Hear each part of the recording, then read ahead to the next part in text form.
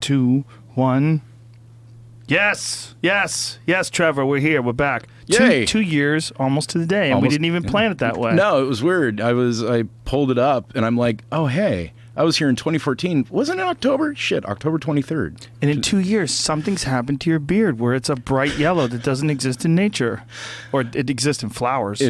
Flowers. It reacts under black light as well. Oh. Yeah, my Twitter profile picture is under black light. I used to dye my beard crazy fucking colors all the time. It was like green, purple, and blue and all that. And I did this neon yellow, and I've always liked it. And the girl I was dating always hated it. Perfect. So, yeah. Run with it. It's my my vengeance dye. What is this crazy shirt you got on, too? What is this? Miskatonic University, Cthulhu, H.P. Lovecraft and all that. Yeah. This company does it. Well, they're called geeky jerseys. And they do just radical fucking jerseys. So this is like the Cthulhu jersey. And it's like a wizard jersey, too. Like, look at the sleeves. Oh, well, no, like the hockey sleeves. Yeah. So it's, I see. It's legit hockey sleeves. Yeah, it's goalie cut, so it's a little bit baggier. I thought you were a wizard. But no, they do stuff like they've got like Game of Thrones jerseys and all this crazy stuff, and they're just like, hey, you do a lot of talks and you always wear a jersey, so we're just going to start sending you jersey. I'm like, oh, okay. Well, that's very nice of them. Because I always wear hockey jerseys. When I was in here, I was trying to be, last time, professional with the polo and all that. Oh, yeah.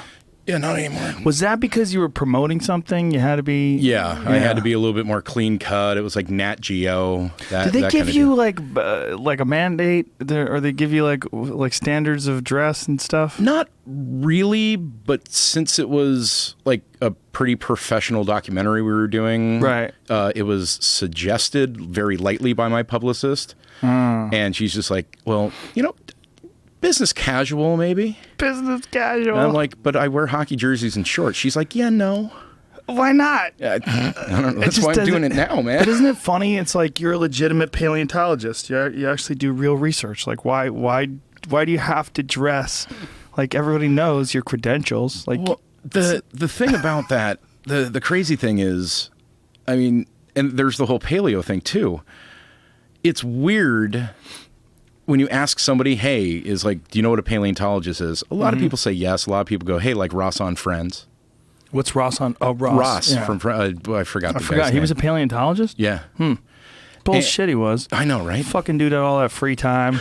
He's hanging out in the coffee shop talking about nonsense. Yeah, I know like R1 position guys at museums that doing like full academics, they would never have that amount of time. They don't have any time. No, zero. Isn't that fucked? It's crazy. You can't be a casual paleontologist. Right.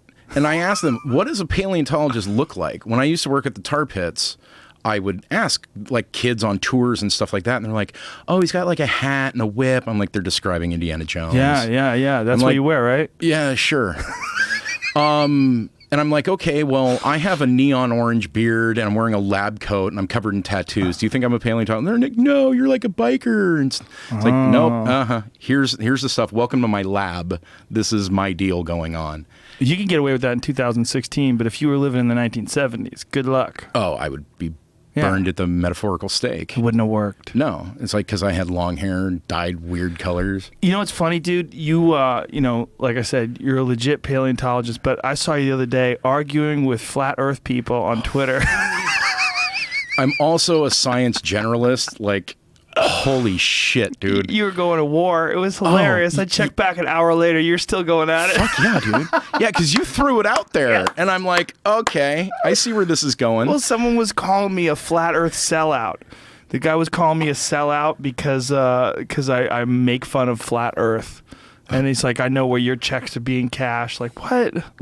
What does that even mean? Like, I'm getting a round earth, like, hey, keep a secret, right? Yeah, here's your round earth check. Here's the shill organization. Yeah, imagine if, like, everybody in the media was just getting a check to make sure that you keep perpetrating the lie that the earth is round. But the logic behind that. But it's not just fucking flat earth. It's like flat earth and chemtrails and creationism and moon hoaxers and the reptilians and just all the weird shit, man. Well, speaking the of flat chemtrails, one is the craziest one. Like everything is round except the Earth. Is that what you're saying? Like all the videos have all been faked. Every one of them. Every space station mission that took video. Every space shuttle mission that got video. Every satellite that gets photographs. All that's fake. All of it's all fake. of it. Everything from the beginning of the 1960s when they first started doing this to today. It's all fake. Yeah. So I've actually gotten into huge fucking debates about that. With who? Like people on on Twitter online, and online. Well, and there was one person. God, what was his name? He came into the bar that I bartend at now, and he was talking about it briefly, and he's like, yeah, I heard you on the Joe Rogan program, and it was really cool, and he's like not really cool with conspiracy theorists and all that. I'm like, no, I mean, he gives them like equal time. He's like, yeah, the whole flat Earth thing. I'm like, don't even start, man. He was serious? Yeah. It's these fucking YouTube videos. That's what it is. You watch YouTube videos, and no one's opposing them while they're talking. So they're talking they sound very articulate. Right. They're using all these big words, and they're saying things without anybody going, what? Stop.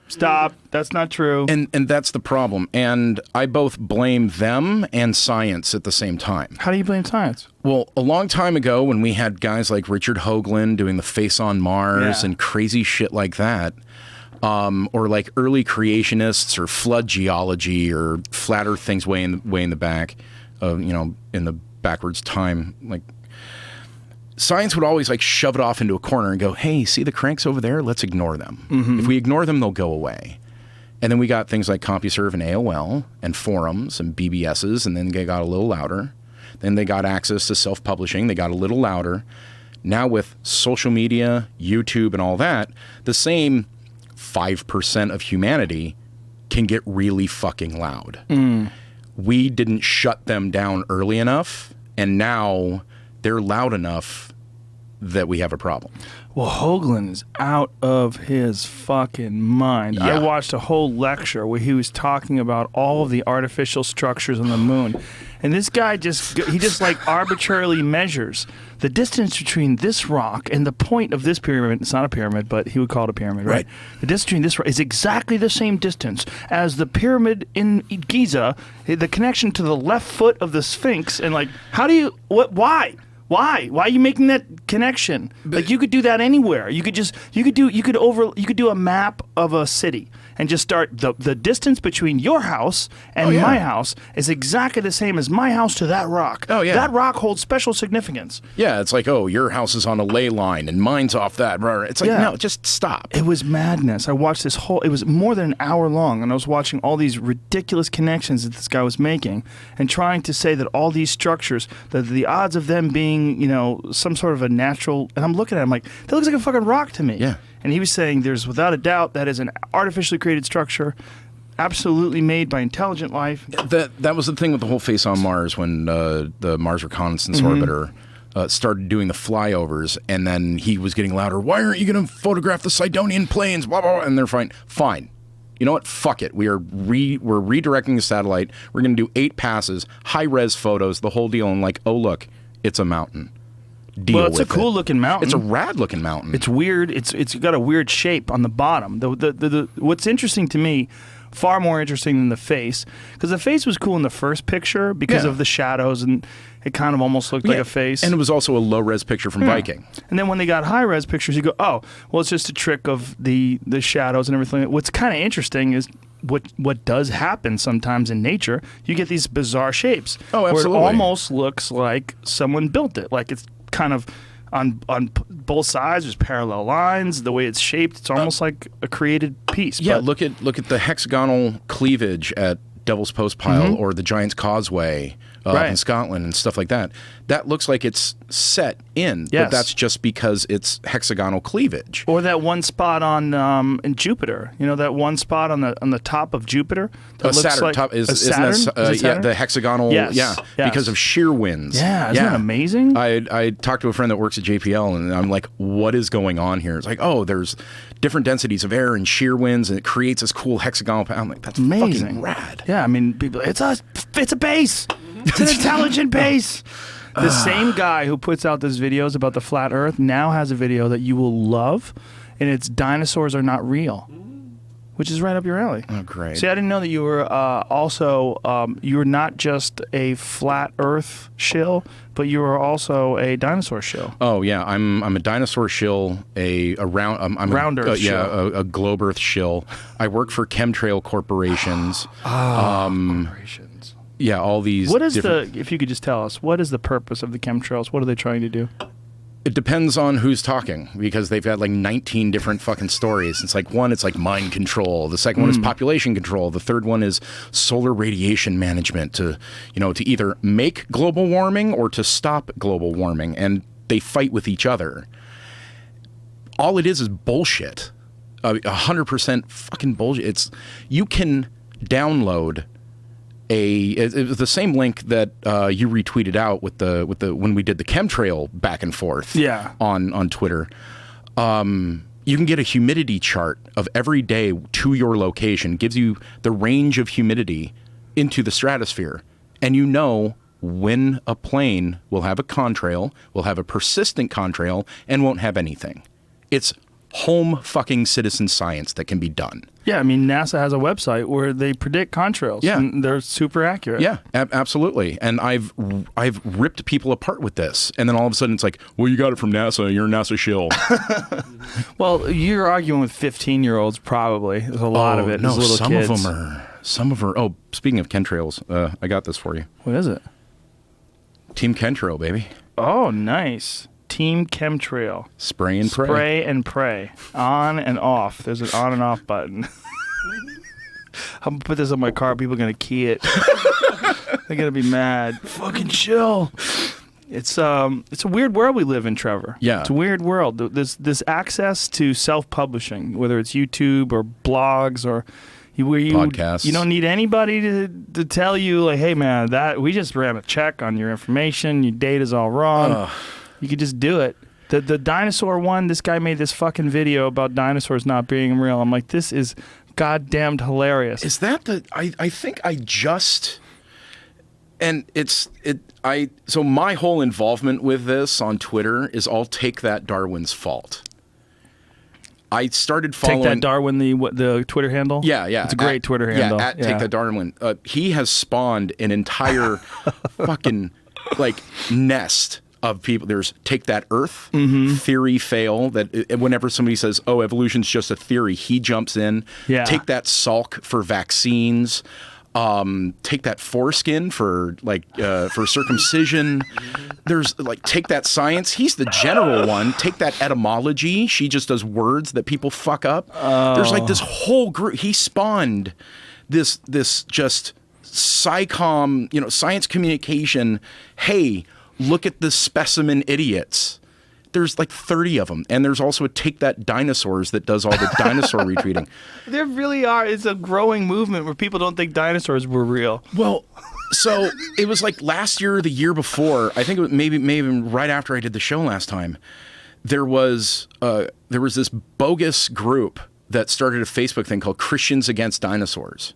And they put like pictures of a protest and they're like, oh no, it's big paleo. Like, are you fucking kidding? Hilarious. It was a total hoax. So it was like an Onion type deal. Exactly. Like parody. But they started to run with it and just like have a fun time. And they found me and a couple other paleontologists on Twitter. Then I noticed their entire protest photo was actually photoshopped from a parking protest, I think in Scotland. Because there's this one fun little graphic of like no feathered dinosaurs that paleontologists came up with because we're just crazy people. And they used that graphic. I'm like, wait a minute. And so I found all the artifacts in Photoshop and I called them out on them and they just got real quiet real fast. There's a big debate about whether or not dinosaurs had feathers, right? Yeah, but it depends on the dinosaur. Right. So sort of like depends on the lizard versus depends on the bird. Right. Many dinosaurs either have evidence of feathers or they are morphologically similar to dinosaurs with feathers. Like raptors, we have found feather imprints. There's the quill knobs on the ulna where the wings would be. And we have found theropods, the beast-footed dinosaurs, with feathers. Whether or not they all did is the question. Did Tyrannosaurus have feathers? Not quite sure yet. Likely, maybe as a baby and then when it grew up. But I don't know, could be a 14-foot long chicken. There's a replica of a dinosaur. I forget which dinosaur. I think it's a raptor.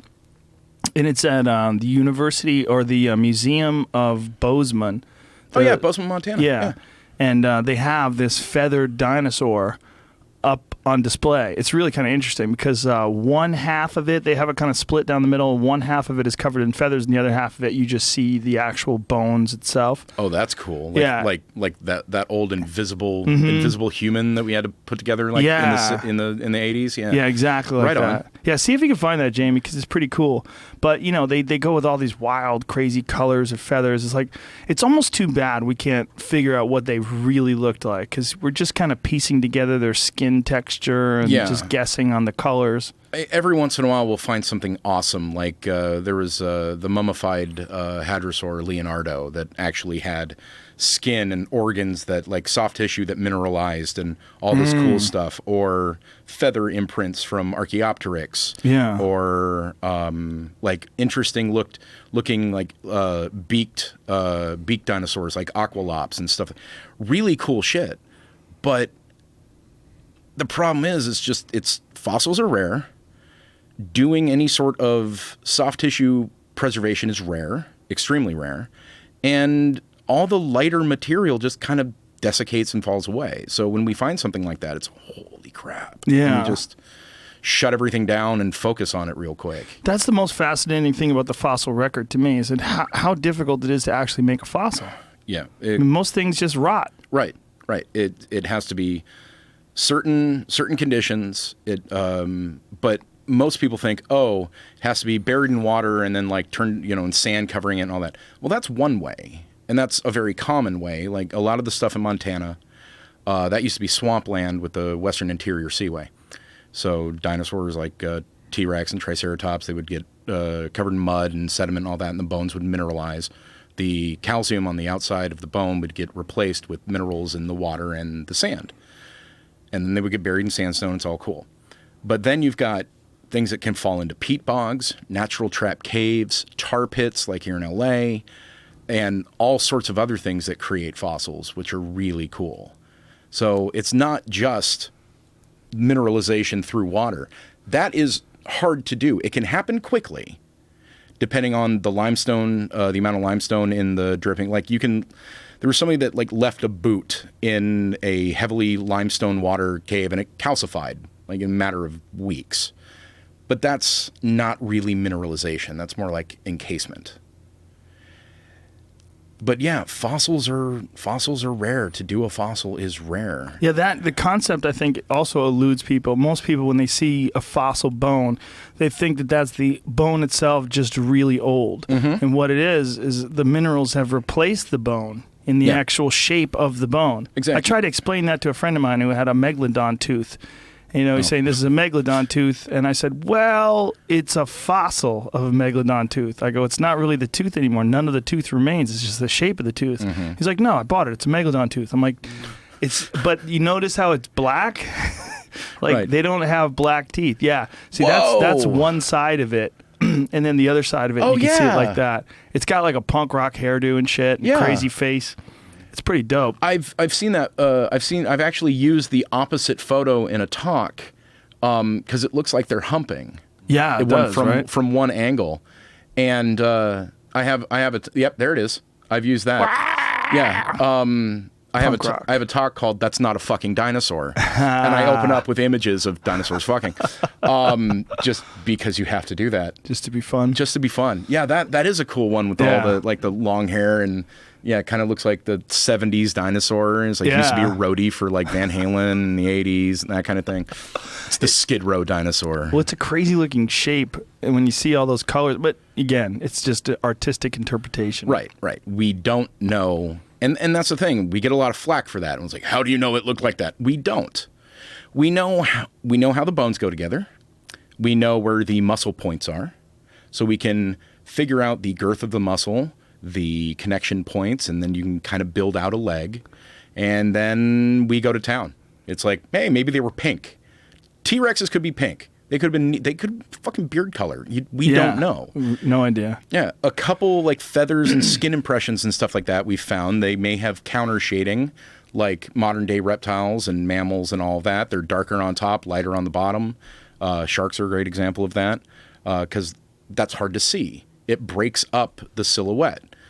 They had some sort of natural camouflage to blend in with their surroundings if they were an herbivore or to hide as an ambush predator. They're animals. We can still see analogs today. But people want to see, like, how do we know that it looked like this? How do we know that it walked like this? Well, we don't know 100%, but we can make inferred guesses because we have a shit ton of bones to look at. It is pretty much, is there any possibility whatsoever that one day we'll find like an intact T-Rex frozen somewhere?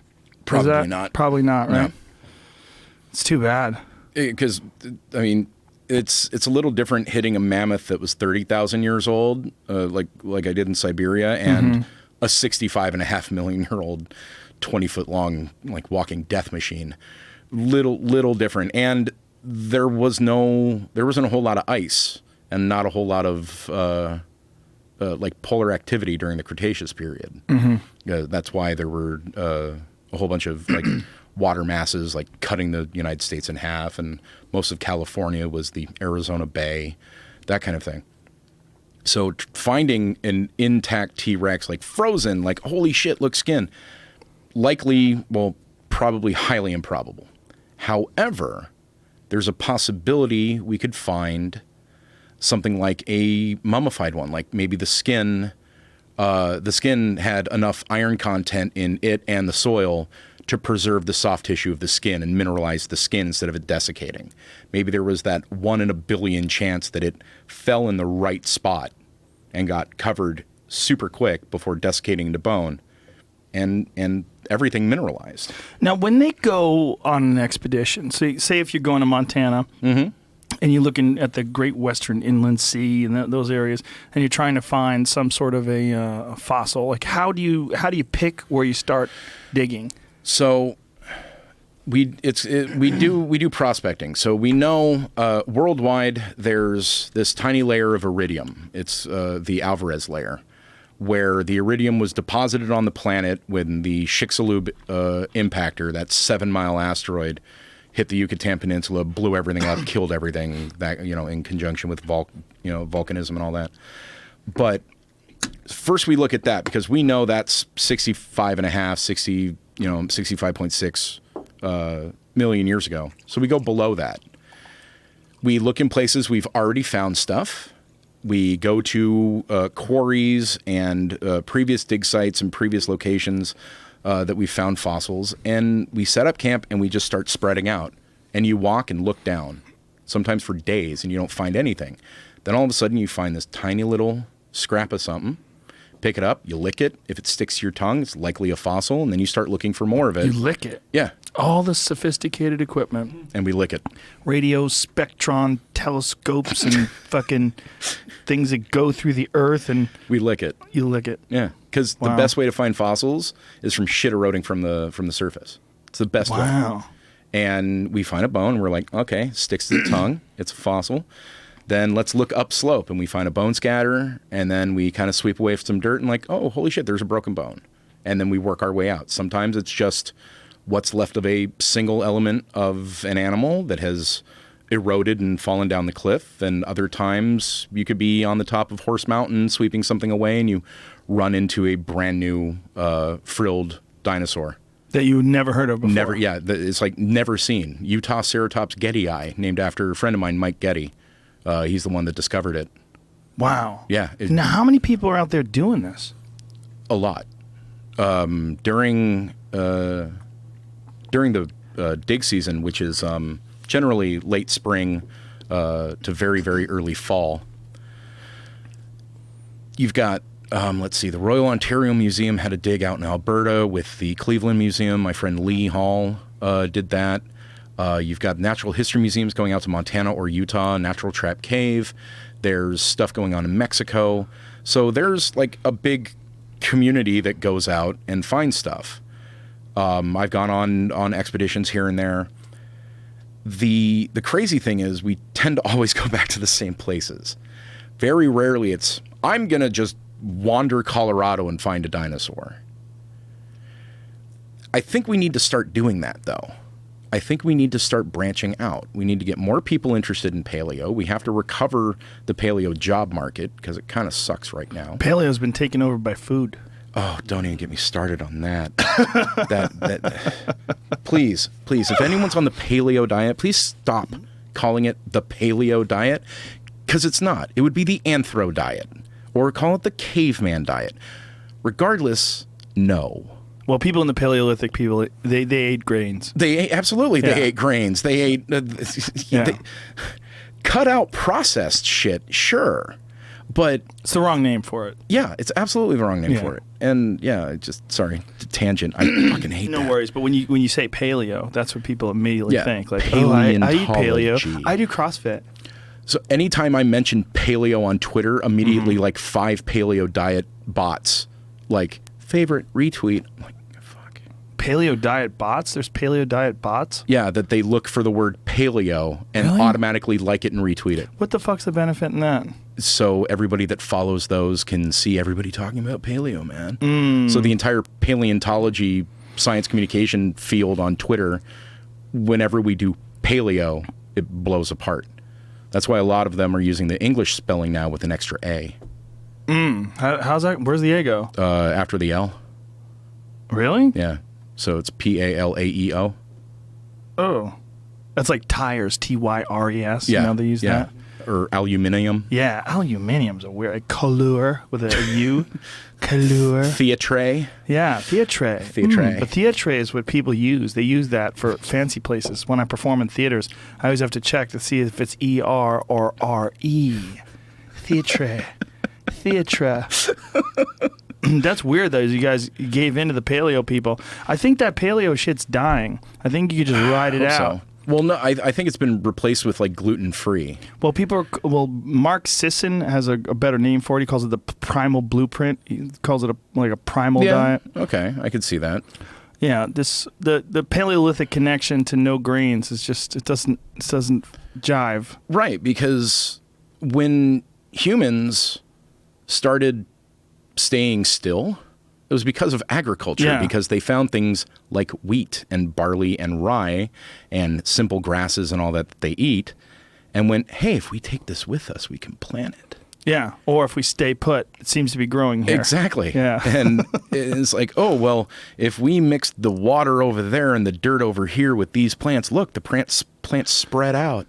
It's just one of those things. It's like, yeah, they ate grains. They ate meat.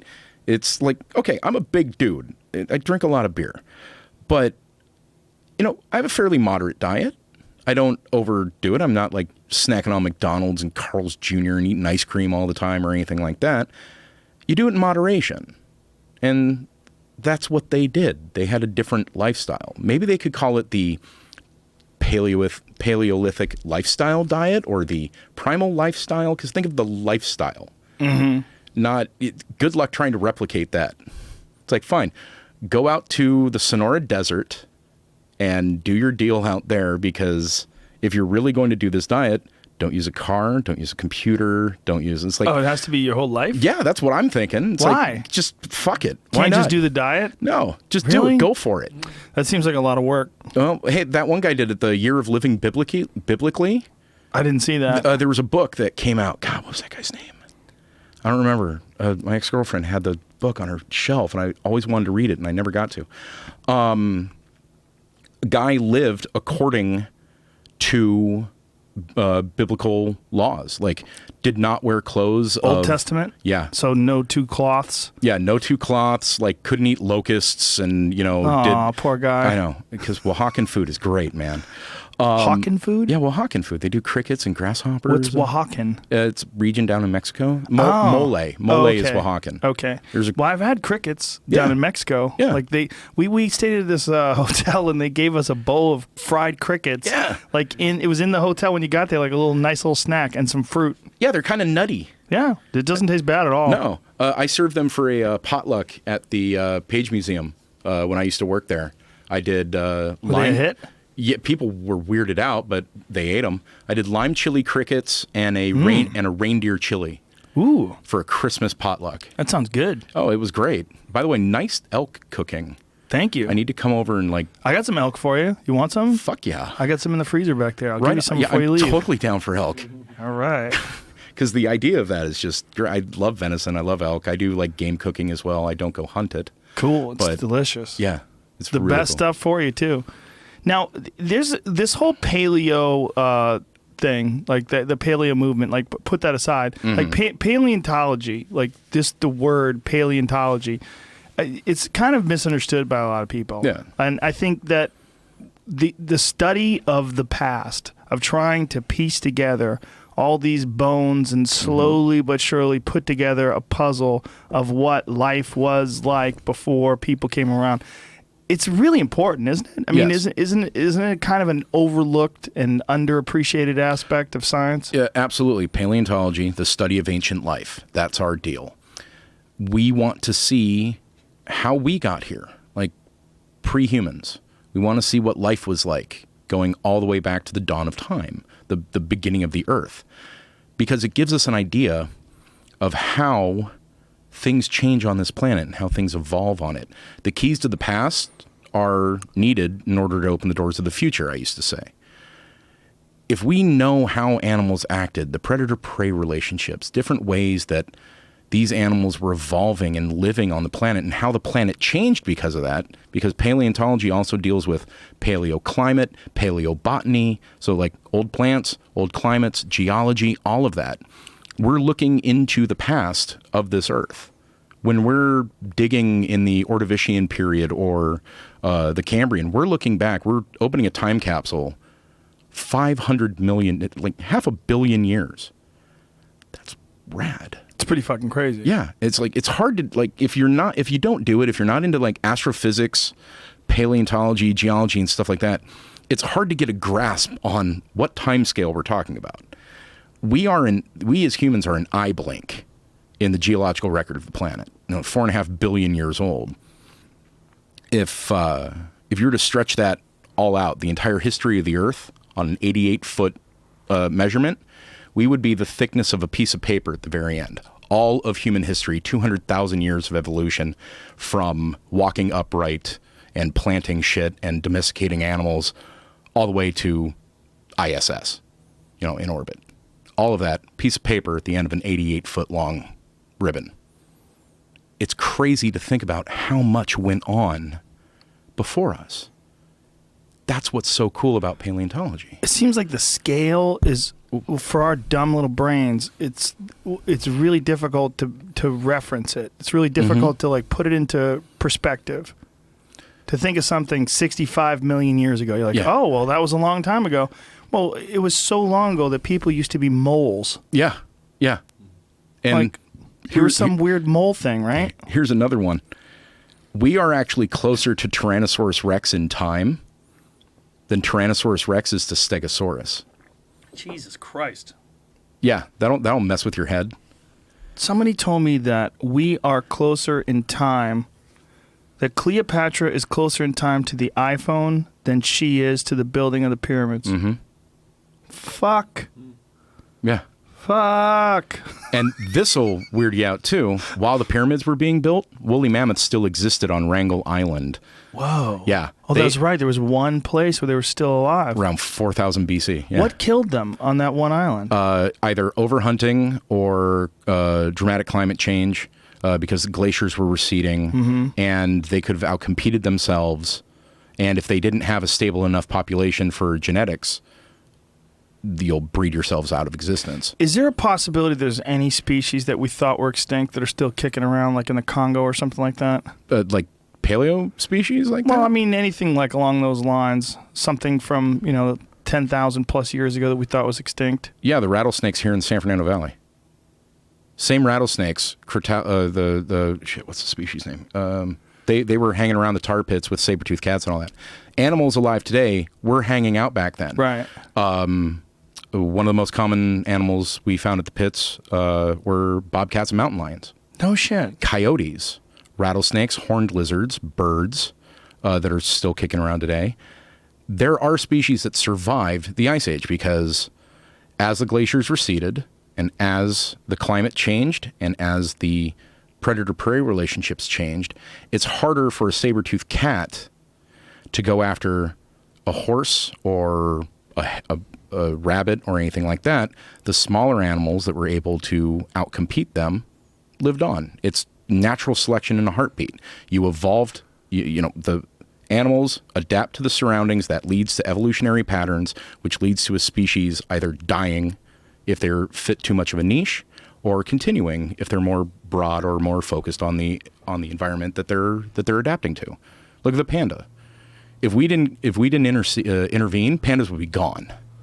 They eat a nutrient-poor diet. All they eat is bamboo. They eat such a nutrient-poor diet that their young, when they birth, their young has to crawl up and start nursing. They do basically nothing. They're very low-rent, low-energy animals. They would have died out, but we got involved. Should we get involved in that, or should we just let them fucking die off, stupid pandas? Figure it out, bitch. I mean, isn't that natural selection? Why do we think we're so cute that we need to step in and... Because we've stepped out of natural selection.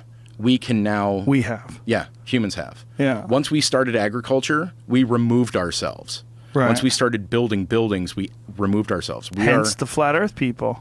Yeah. They didn't die off. Yeah, exactly. Exactly. We're living longer, and we're rapidly approaching idiocracy, man. In a way, we're already there, right? With Donald Trump running for president and all the people that are fucking cheering behind him. Yeah. Even the Hillary Clinton people. Some of them are crazy, too, because they're just denying all the crazy shit that she's been involved with. All four of them, all five of them, including McMillan, are just, what the fuck, man? I'm voting Cthulhu. I want him to rise up and consume the world utterly. Screw it. Cthulhu for America. Speaking of Cthulhu, did you ever see, there's always been those rumors of, or stories of the Kraken, the legends of the Kraken, of gigantic octopus. Did you ever see those fossils that they found of enormous suction cups that they believe might have been a huge octopus-type creature? No, I've never seen that. Yeah, man. I wanted to bring that up to you because this is something that's absolutely fascinated me, because I know that they don't have any hard tissue other than their beaks. Their whole body is, they're a mollusk. Yeah. They're this big fleshy thing. Well, with the exception of cuttlefish and ammonites. Right. That had a shell or had an internal shell, that's it. Yeah, you're absolutely right. So they have the beak and that's it. Well, they found these huge suction cups that were fossilized. The image of these suction cups. See if you can find that, Jamie. I know we've talked about it before. See these things. Whoa! See, they think that these are enormous suction cups from some fucking huge sea monster. I thought the caption on the image said something about ichthyosaur vertebra. Let's see One here. side of the vertebra taken up by sea monster, the bones on a... what? The fuck? Well, yeah, cephalopods can do that. They like to... because they're intelligent, they like to kind of fiddle around. Whoa. Yeah. Isn't that crazy? Crap, what's his name? Tony Martin, ichnologist on Twitter. He specializes in trace fossils, like footprints and what would it look like if a dinosaur threw up and leave like that kind of pattern and all that. Oh, wow. His books, I'll get you a copy of his book. It's fucking amazing. He would have a field day with that. I would like to know his opinion on that. I have to ask him. Yeah, it's obviously controversial, but we do know that there are some fucking huge squids. Oh, yeah. There's they're finding more and more every day. Yeah, the colossal squid and all that. I was in London. Do you remember just a few decades ago that was just a rumor? Oh, yeah. Yeah, because we would find scars on sperm whale carcasses and stuff like that. It was like, holy fuck. What the fuck is that? And that's the thing.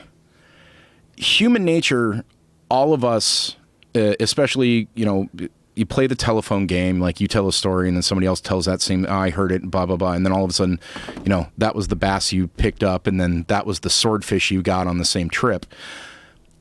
Yeah. What if like these, ancient mariners were pulling up Humboldt squid, they're like 6 feet long and dangerous as hell. What if that suddenly got larger and larger?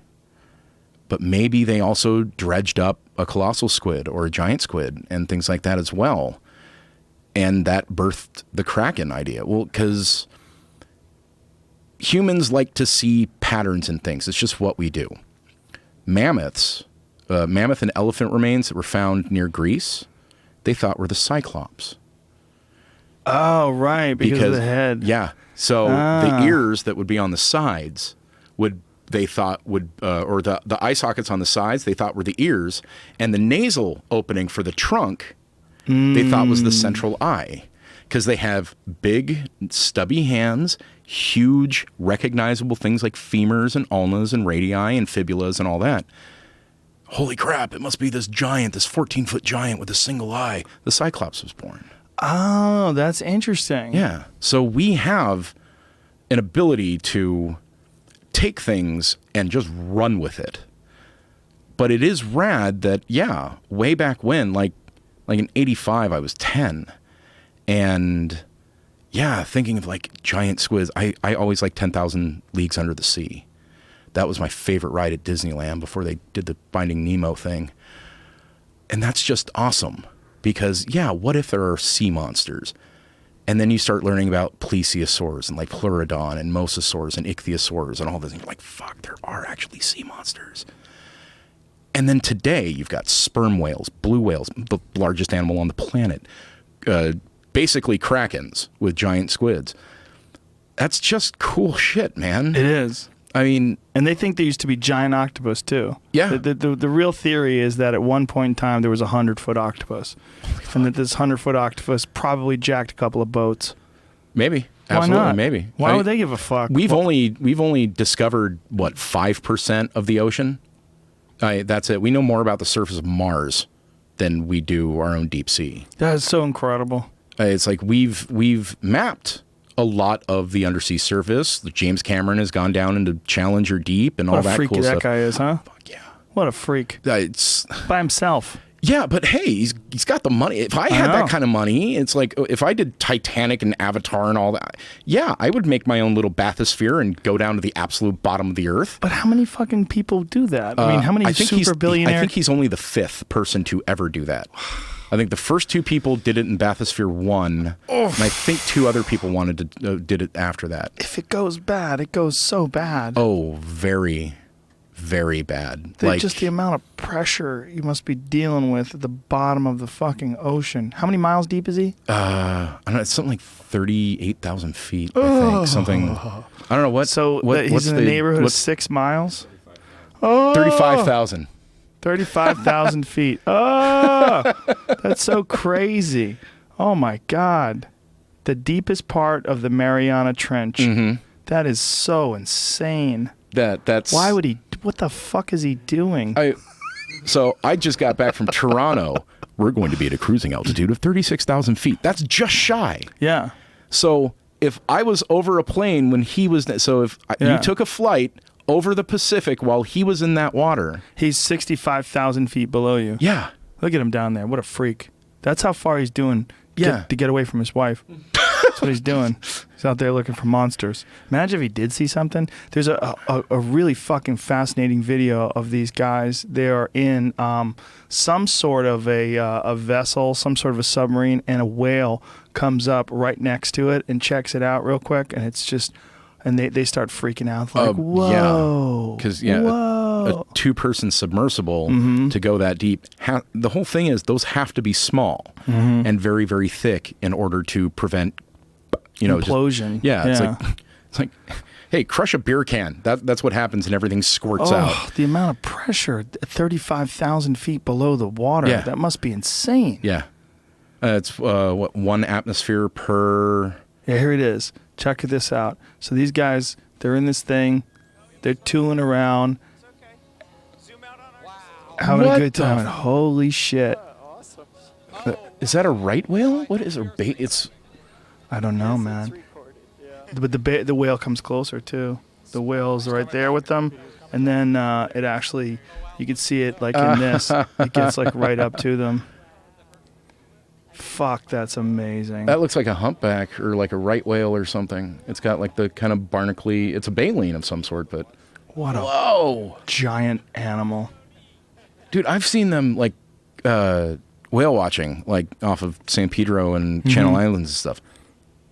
That would be spooky. Yeah, to be right there. I've seen them too. I've seen them off of Malibu around this time of year, right? Isn't it around November that they start? I think the gray whales are coming. Yeah, it's like November, January, March, and then the blue whales are like I think they're in like spring, summer. The ocean is such a trip because we're right next to it here, and like people that live on the coast, like Santa Monica, their houses face the water. I mean, they're facing an alien world. Mm-hmm. And that's a whole world out there that's bigger than the world of dirt, and it's just largely unexplored. Yeah, and it's really cool to think about. And I mean, I used to be a diver. I used to work at the aquarium of the Pacific way back in the day, and even that, just like diving off of Blue Cavern Catalina, or walking out into the surf at Leo Carrillo or something like that, or doing La Jolla or the Gulf, we are not built for that. No. And like I don't know how many of the millions of people that listen to your show have actually like not swam in a pool, but like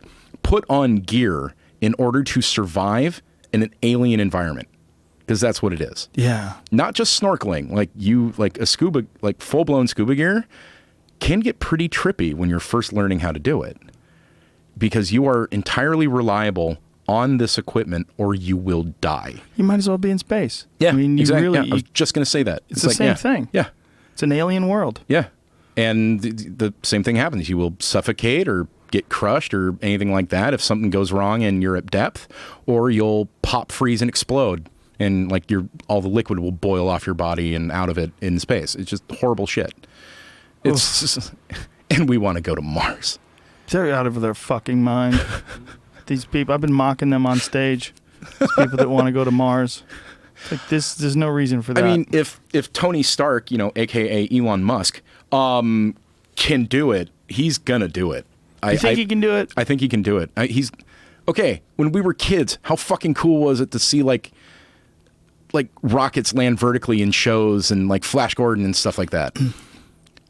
He just did it. Yeah, he just did it. That was a suborbital satellite launch with a cargo ship to the ISS, or putting a satellite in orbit, and then lands vertically a reusable space frame. That blows my mind. And even beyond that is when the Curiosity rover landed on Mars. It flew in, did parachute aerobraking, jettisoned everything, and then it was lowered on a fucking crane from a flying sky crane thing, and then touched down and then disconnected and flew off. A nuclear-powered rover was descended to another planet on a sky crane that was hovering with rockets. This is sci-fi come to life. It's fucking rad. It's pretty crazy. I mean, we live in the future. I mean, we've got fucking all of the world's information, like, well, if you have an Apple Watch, on your wrist. It's getting kind of weird, man. It's very weird. And all that is only created by people who don't get laid regularly. That's the only way it happens. If you get a lot of sex, like Dan Bilzerian, he's not inventing any rockets anytime soon. You have to have massive dedication to your task at hand, and it is until the moment where it does land, it's probably really monotonous. Yeah, I can see that. Check and recheck and. Tesla was celibate. He never. He was crazy. Oh no, he was batshit They insane. think that he destroyed his sexuality. That was one of the things that he reported on. He had fell in love with some woman. Now, what does that mean by destroyed his sexuality? Whether he castrated himself or who knows, or just mentally had a breakdown or something like that. But yeah, some of his own reports in his memoirs, he only slept 4 hours a day. He worked straight through for 20. He took notes all the time. Almost destroyed his lab with like an earthquake machine, weird shit like that. But in the same aspect of him being completely batshit insane, the reason why we're in the studio right now is because of AC Power. Yeah. That was his deal.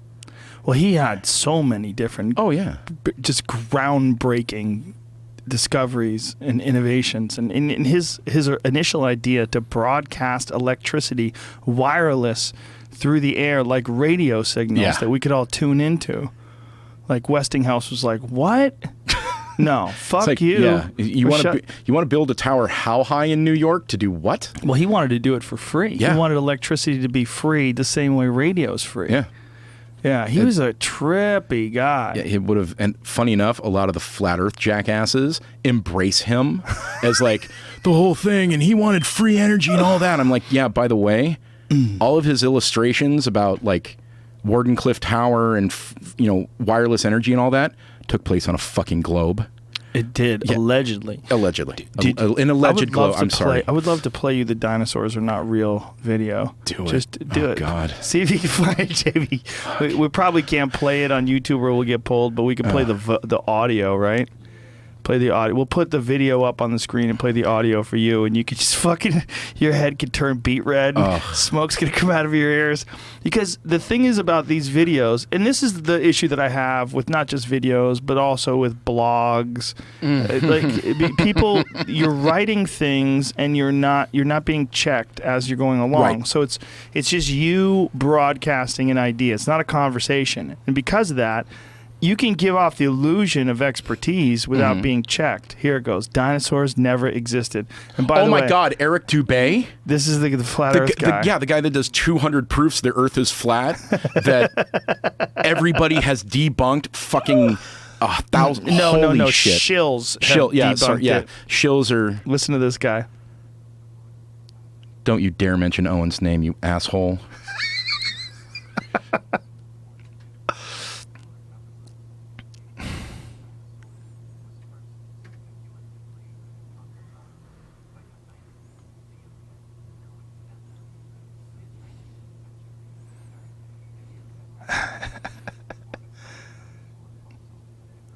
Wrong. They pause, found pause that. Pause every time. Pause. Dinosaurs. We discovered marine reptiles and the first dinosaurs about a century before that. So that right there, Eric, you're fucking wrong. Whoops. It's like, don't bring your flat Earth bullshit into my profession. Now I'm pissed. Well, keep going. Yeah, keep this rolling.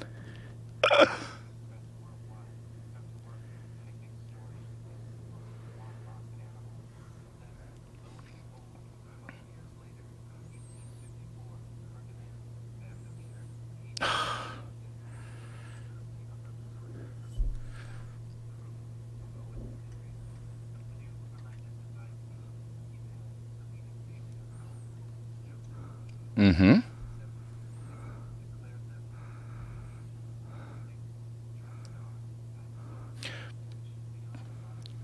So that's because we can do things like look at modern analogs and see how teeth are fucking made. We know if it's a predator or if it's prey. We know if it's an herbivore or a carnivore. We know how teeth are fucking built. Even back then, even when they're doing naturalistic drawings like this, it's like the megalodon tooth on my arm. It is a predator. It's obviously a serrated. Is it megalodon or megalodon? How do you say it? It depends. Your emphasis can be on a different syllable. Okay. It's both. It's like, not like nuclear and nuclear. No, because it doesn't have two U's. But it's spelled the same, but it's like Dimetrodon or Dimetrodon. Okay. It's the same thing. Megalodon or Megalodon. Oh God, wow. Keep going, Keep doing this. What is it? 20 minutes? It's 30 minutes long.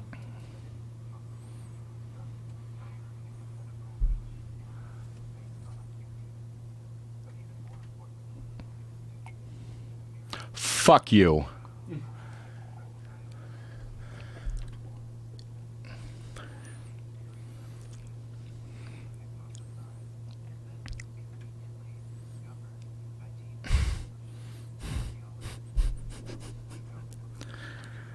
I'm glad I brought a lot of beer.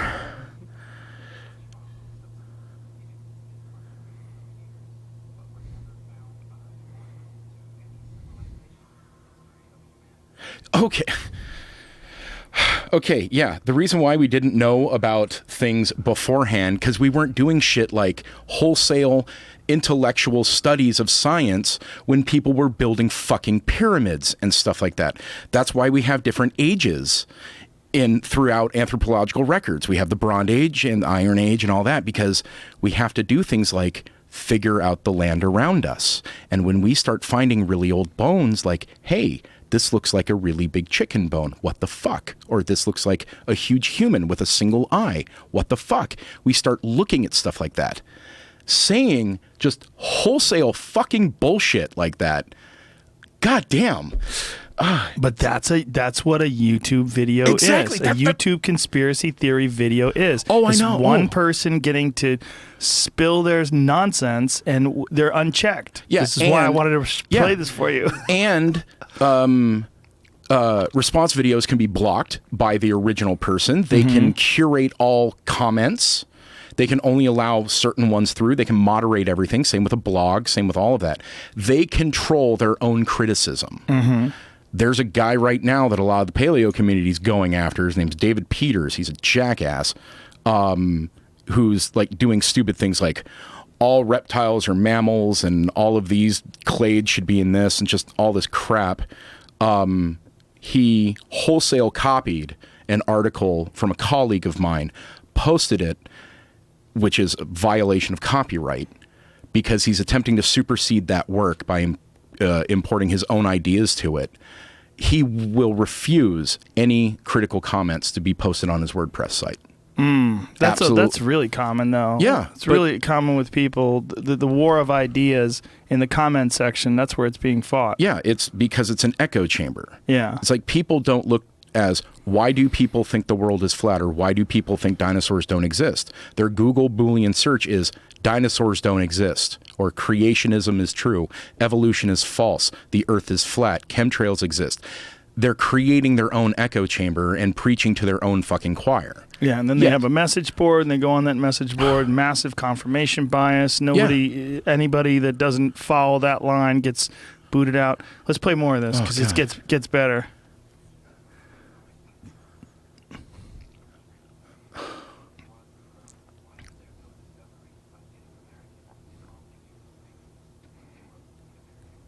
Because they weren't digging in the fucking earth. Because they were all dead.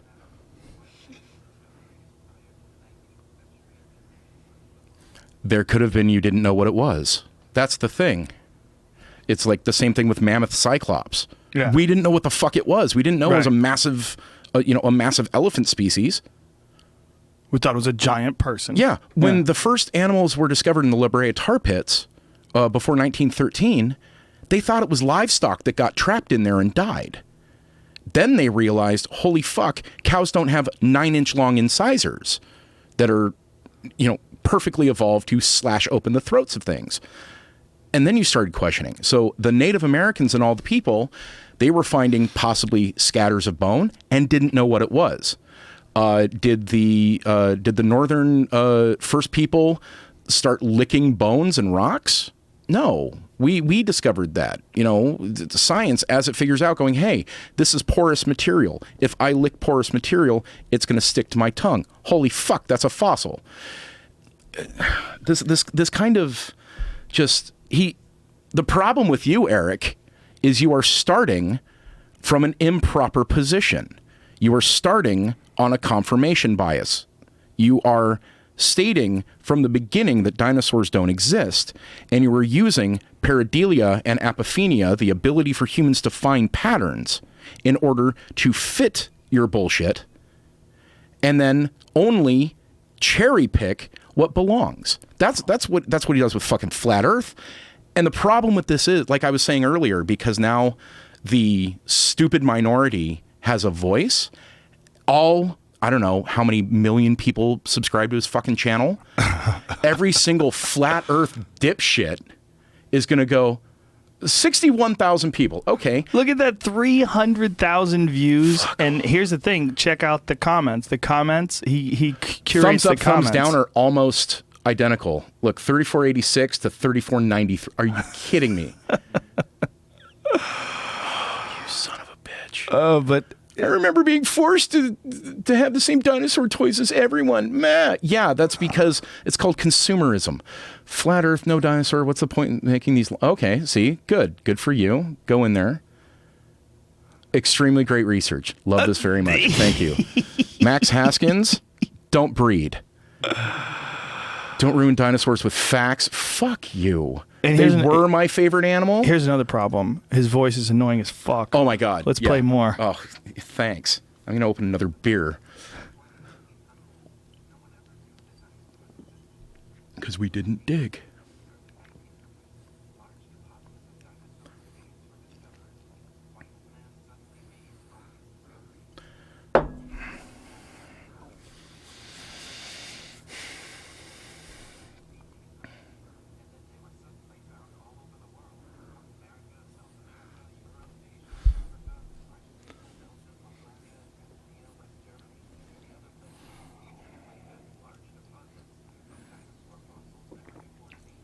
That's because we find the first one and then we're like, holy shit, there must be more of these out there.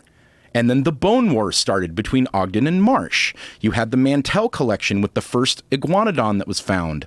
And they put it and they made these really stupid statues and put them in Crystal Palace in London. And Mary Anning, one of the first the first female paleontologist and one of the first people to actually find fossils. She discovered the ichthyosaur. Mary Anning was the girl from the rhyme, "She sells seashells on the seashore," because that's what she did as a child. And as she was looking for seashells, she found a skeleton of an ichthyosaur buried in a cliff. Whoa. Yeah. As like a kid. I think she was 12, 13. Holy shit. I think paleontology Twitter is going to rip me apart for not knowing the thing. But come on, I'm hyped up now. He's drunk. He's hyped up. I'm not, dude. That's one beer. All right. I've got. I don't know how many you had before you got here. None. People get excited. I've got 9 more in there. I'm going to need them. Yeah, it's just so Mary Anning discovered ichthyosaurs, and once you discover something like that, you want to go around the world and say, "Hey, where else is this stuff? Let's go somewhere that no one has been," which means North America, South America, Tanzania, Belize, all the things that Captain Jackass just rattled off. Captain Fuckface. Let's call him Captain Fuckface. Oh God. Fucking fuckwitted shit gibbon. I don't, just something. I mean, yeah, I stole that. I stole shit gibbon from a Trump thing, but shit gibbon. Shit gibbon. When like he was, a monkey, like a gibbon monkey. Yeah, ape. I think they're technically apes. Gibbons or apes? I think gibbons are apes. They have tails. No, I don't believe so. All apes monkeys, but not all monkeys are apes? No, apes and monkeys are primates. But a monkey is just, it's not a technical term, right? It's not a scientific term. There was an article that was written that's explaining that all apes are monkeys, but not all monkeys are apes. See if you can find that. Well, we'll go to that afterwards. We'll go to that afterwards. Probably because Give me one of those beers and yeah. let's keep this rolling. I want to see how deep we can go with this Eric Dubé character. I don't know, what kind do you like? Whatever you got, man. Have you had a Goza?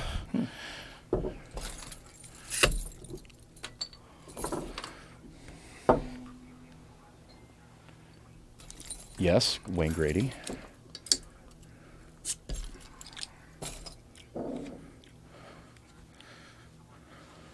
This is great. That's because there were 2 paleontologists going at it against each other, going, I can find the cooler thing. No, I can find the cooler thing. I'm going to find more shit than you. It was called the Bone Wars, Ogden versus Marsh. You already talked about this, right? Yeah. What was underhanded about it? They would sabotage each other's digs. They would try and steal fossils. They were assholes. But because of the competition, it's like a fight. When you have one dude that, 2 dudes that have been training all their lives and trying to do the whole thing, the more amped up one gets, the more amped up the others get, and it's going to be a fucking just throwdown. This is what happened on an intellectual and fieldwork scale. You had 2 guys trying to make a name for themselves in a burgeoning brand new field that just wanted to get in and roll. And they had direct competition with each other. So it's going to be, fuck you, I'm going to find these bones first. And it got nasty, man. Wow. Yeah, it's like think of it as Edison versus Tesla, paleontology. Right. Except Tesla wasn't very aggressive. He sort of like let all that shit happen. True. Let's Very play true. it. Play it. Keep this going.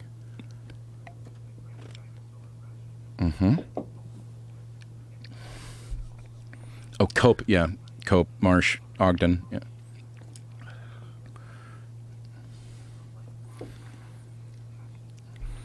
Yeah, I said Ogden. I meant Cope. My bad.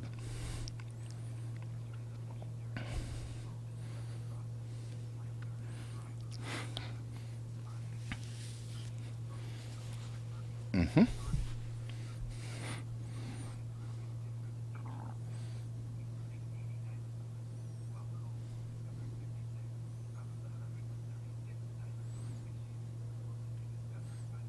Fuck you for saying supposedly.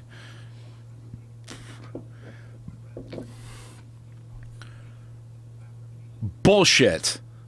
Bullshit. Not a falsification or a fabrication. Turns out a lot of those dinosaurs were the same species that were previously discovered. So, oh, look, this sauropod femur looks a lot like that sauropod femur, but I found this slightly in a different place, so I'm going to name it a new species.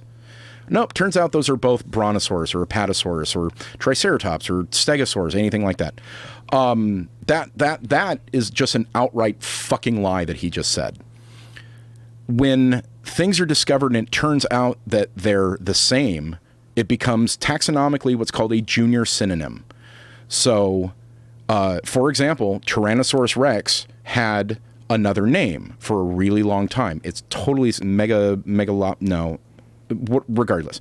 Whatever the first name for it was technically the first discovered name for it, but since Tyrannosaurus rex became the more popular, the more documented, the more thing, that became a junior synonym, that one actually became what we call nomen obscurum, or the obscure name, no longer talked about. But that's what happened. It wasn't an outright fabrication. It was two dudes finding bones of the same species or type of animal, but not naming it the same thing. So that's an absolute bullshit Eric Dubé outright lie.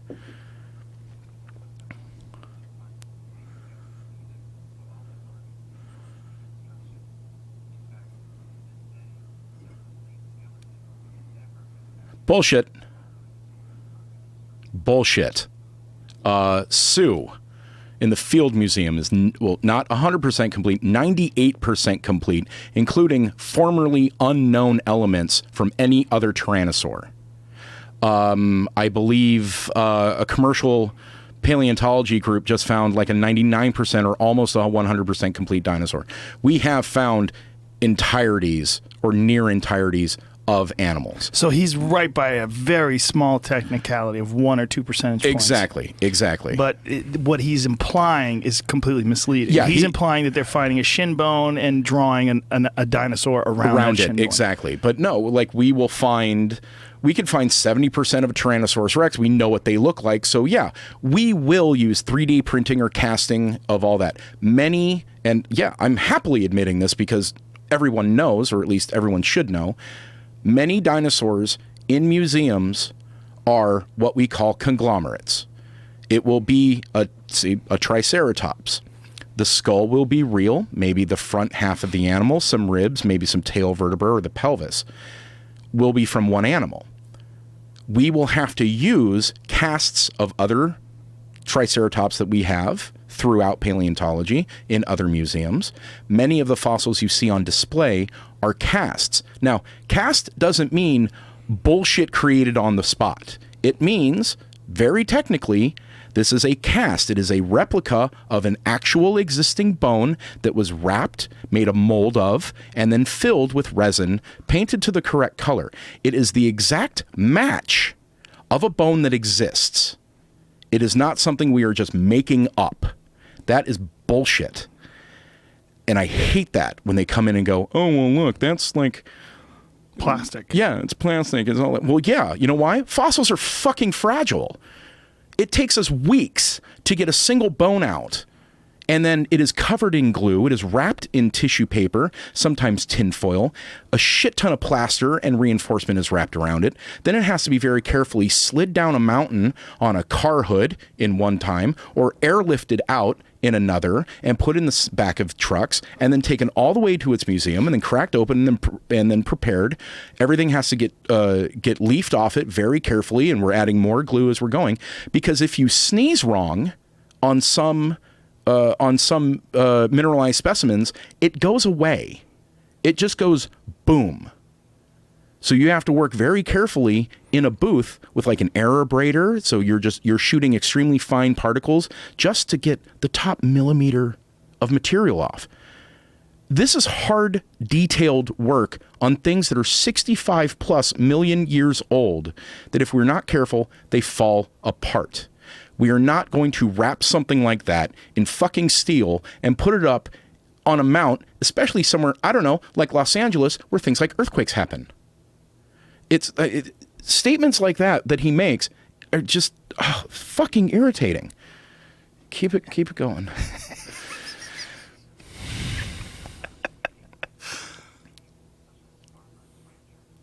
Bullshit. Bullshit. Abso-fucking-lutely bullshit. Fuck you, Eric. I'm a paleo monitor, you asshole. I am actually contracted to go out to fucking building sites and make sure fossils are protected and dug up correctly. In fact, you know what, jackass? I found a whale in downtown LA. Fuck you, Eric Dubé. You found a whale? I found a whale in downtown LA. Oh, you talked about this the last podcast. You were talking about how they had to shut down construction. Exactly. You know why? Because building construction finds fucking dinosaurs and whales and prehistoric animals, you jackass. Oh, fuck you. Farmers. So, Sue was found on a guy's farm. There have been numerous dinosaurs, numerous prehistoric animals found on a guy's farm. By the way, there's an entire private area up in Bakersfield called Shark's Tooth Hill where they find megalodon teeth all the fucking time. In Bakersfield? In Bakersfield. It's on private land. Farmers, builders, recreational people. Yeah, hey, guess what? A couple people hiking in Red Rock Canyon up near Palmdale found a trackway from an ancient camel. Recreational people. Yeah, this happens all the fucking time. The reason why it's happening more and more lately is because people know what they're looking for now. They understand, wow, there could be shit out here. Hey, if we're digging a road, if we're widening the 99 freeway in Fresno, holy shit, we hit a mammoth. Or, holy shit, we found a whale in downtown LA. Like within blocks of the 110 freeway and Good Samaritan Hospital. I won't tell you where, I can't. But yeah. You sworn to secrecy? Yeah, it's just part of the contracts. That's the deal. Because if you find something there, you can find more shit. We found over 400 specimens of shark teeth, whales, or rib cage of a whale, snails, fossil coral, all of this because downtown LA was underwater 7 million years ago. And yeah, oh my God, that's fucking bullshit. Let's keep going. Fuck you. Found all the time. Bullshit. Meaning trained motherfuckers.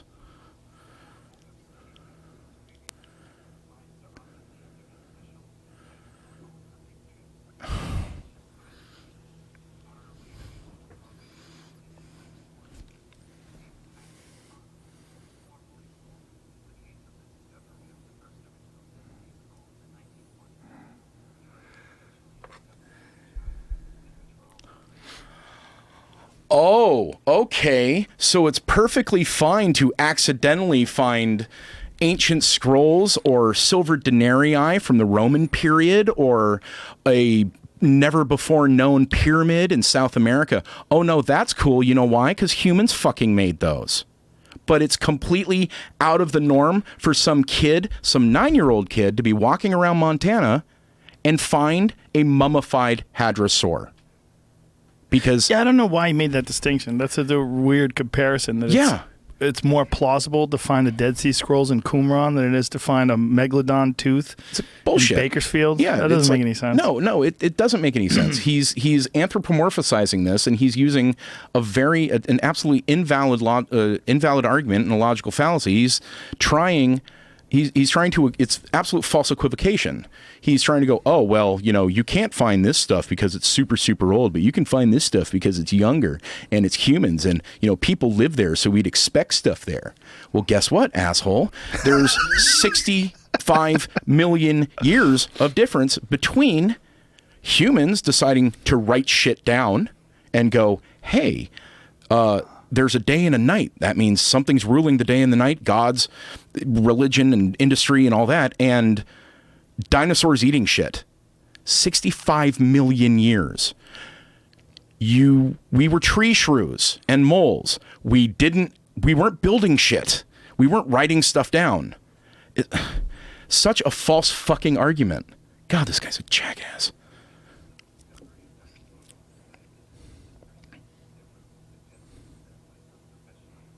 No, it wasn't. No, it wasn't.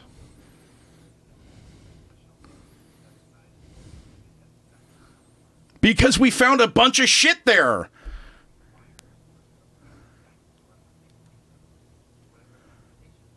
Like Dinosaur National Park.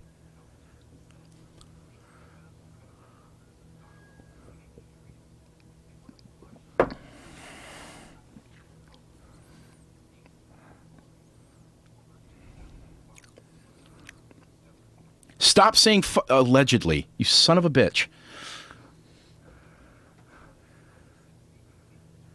Yeah, because it's a fantastic site.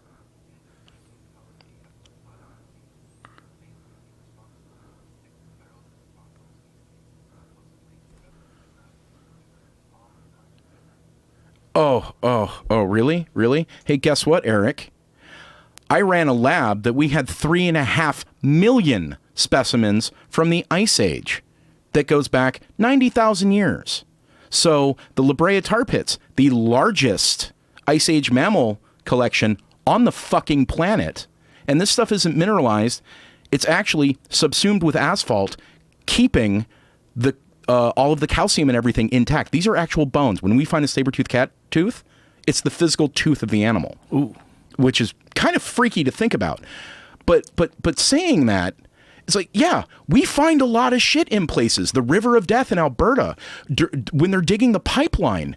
I don't know, Mammoth Hot Springs. There are things called death traps and predator traps and sinkholes and natural trap caves and, I don't know, entire sand dunes falling on things while they're fighting, the dueling dinosaurs. It's a Protoceratops versus a Velociraptor that was found in Mongolia because a fucking sand dune fell on them while they were tussling around because the V-Raptor wanted to eat the thing. That's a rad specimen, by the way. You know what's interesting about this guy is that he knows so much. Is that his knowledge of the history of paleontology and of researching dinosaur bones, he knows so much. I call bullshit on that. What I'm thinking is that he's reading from a script that he cobbled together on fucking Wikipedia. I challenge him to go toe-to-toe with somebody in the business, I don't know, like me, and go, okay, start throwing dates, start throwing specimens. I will fucking own you. But you know what I'm saying? I mean, he's obviously, he knows all these people. He knows about the bone wars. He knows who's in charge of all these different... Simple Google search of largest dinosaur thing found. Okay, I'm going to write these 3 things down on this manila fucking legal pad. I understand that. I'm not saying that it's impressive and that it's conclusive evidence. I'm saying it's impressive that this guy has done this much research, but yet still has this ridiculous idea, and he's using I see what you're saying. Yeah. He's using all this data that's actually factual about how many different people found how many different things, and he's decided that this is proof. And all he does is put allegedly in front of it. Yeah. It's like, no, sorry, over 6,000 specimens were found there. Let's fucking keep deal going. with it.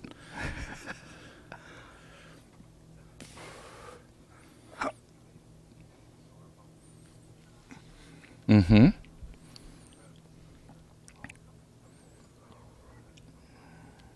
Why do you think it's called the Dinosaur National Monument now? It's Kiape, actually. Yep. It was called the Tiniest Giants Exhibition.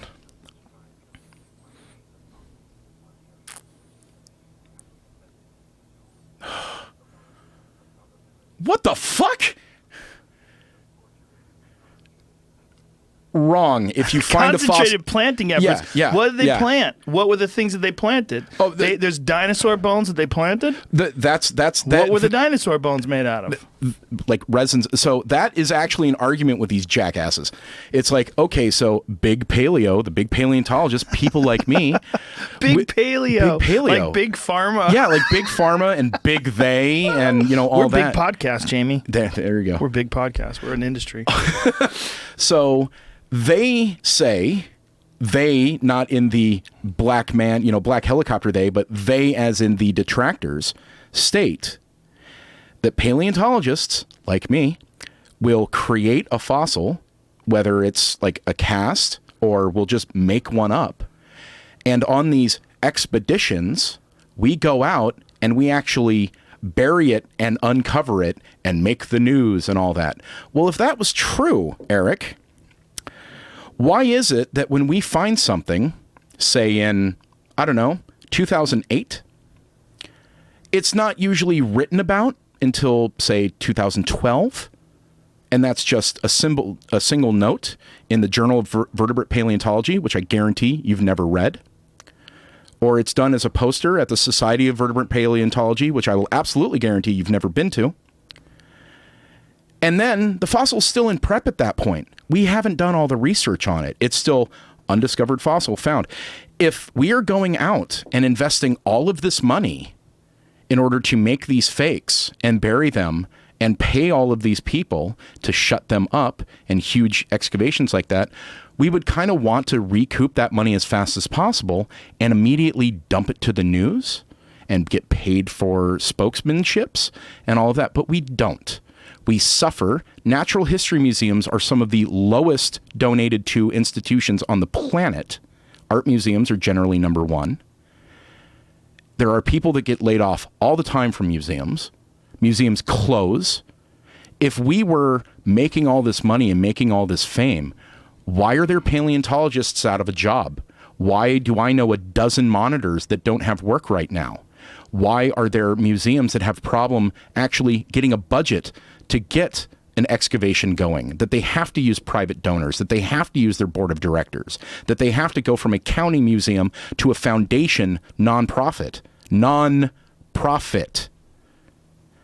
This is such a line of fucking bullshit that, that pisses me off, because his simple statements are looping in thousands and tens of thousands of employees and museums and all of that worldwide. This would be one of the largest conspiracies ever, other than, moon hoaxes and NASA. Flat Earth and shit like that. That's the other one he does. Yeah, that's that is the biggest other one. Keep going. Oh, let's get him more son mad. of a bitch.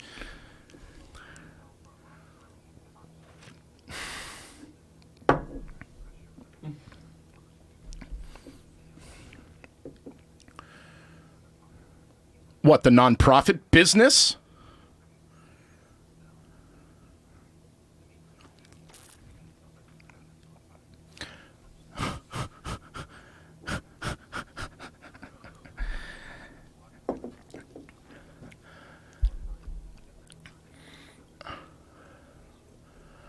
Okay, Eric.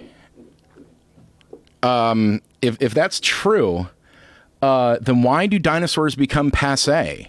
Why does somebody like me, who has been on, 13, 14 different television shows talking about paleontology, geology, and all that, I have pitched dinosaur, live dig stuff to BBC and all of that. I'm consulting on a couple projects right now. Unfortunately, can't name them.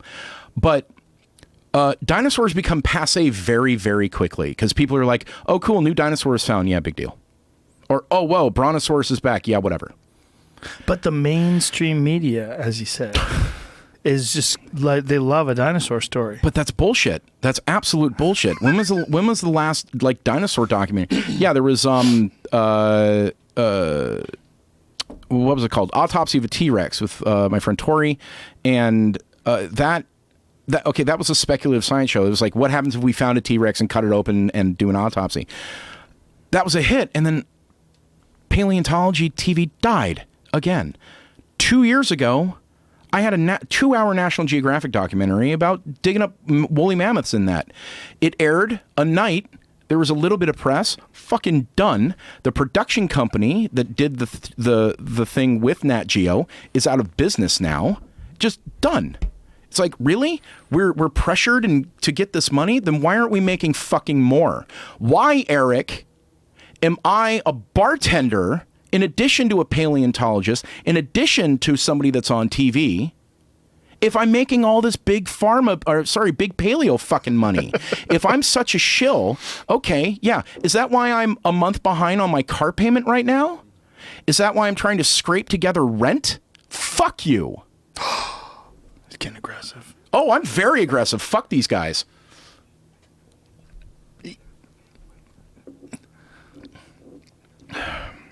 Wait. The bandwagon effect and the crowd behavior, like flat Earth bullshit. Okay. We're only 7 minutes and 53 seconds into a 29-minute video. Oh, fuck all. We don't have to keep going. I don't want you to get too mad. I think you kind of made your point. Yeah. You can pull the plug anytime you want. But now, it's like one of those Twitter arguments, man. Now I'm getting invested. I know. That's why I wanted to play it Yeah, for I know. you. You fucking troll me all the time.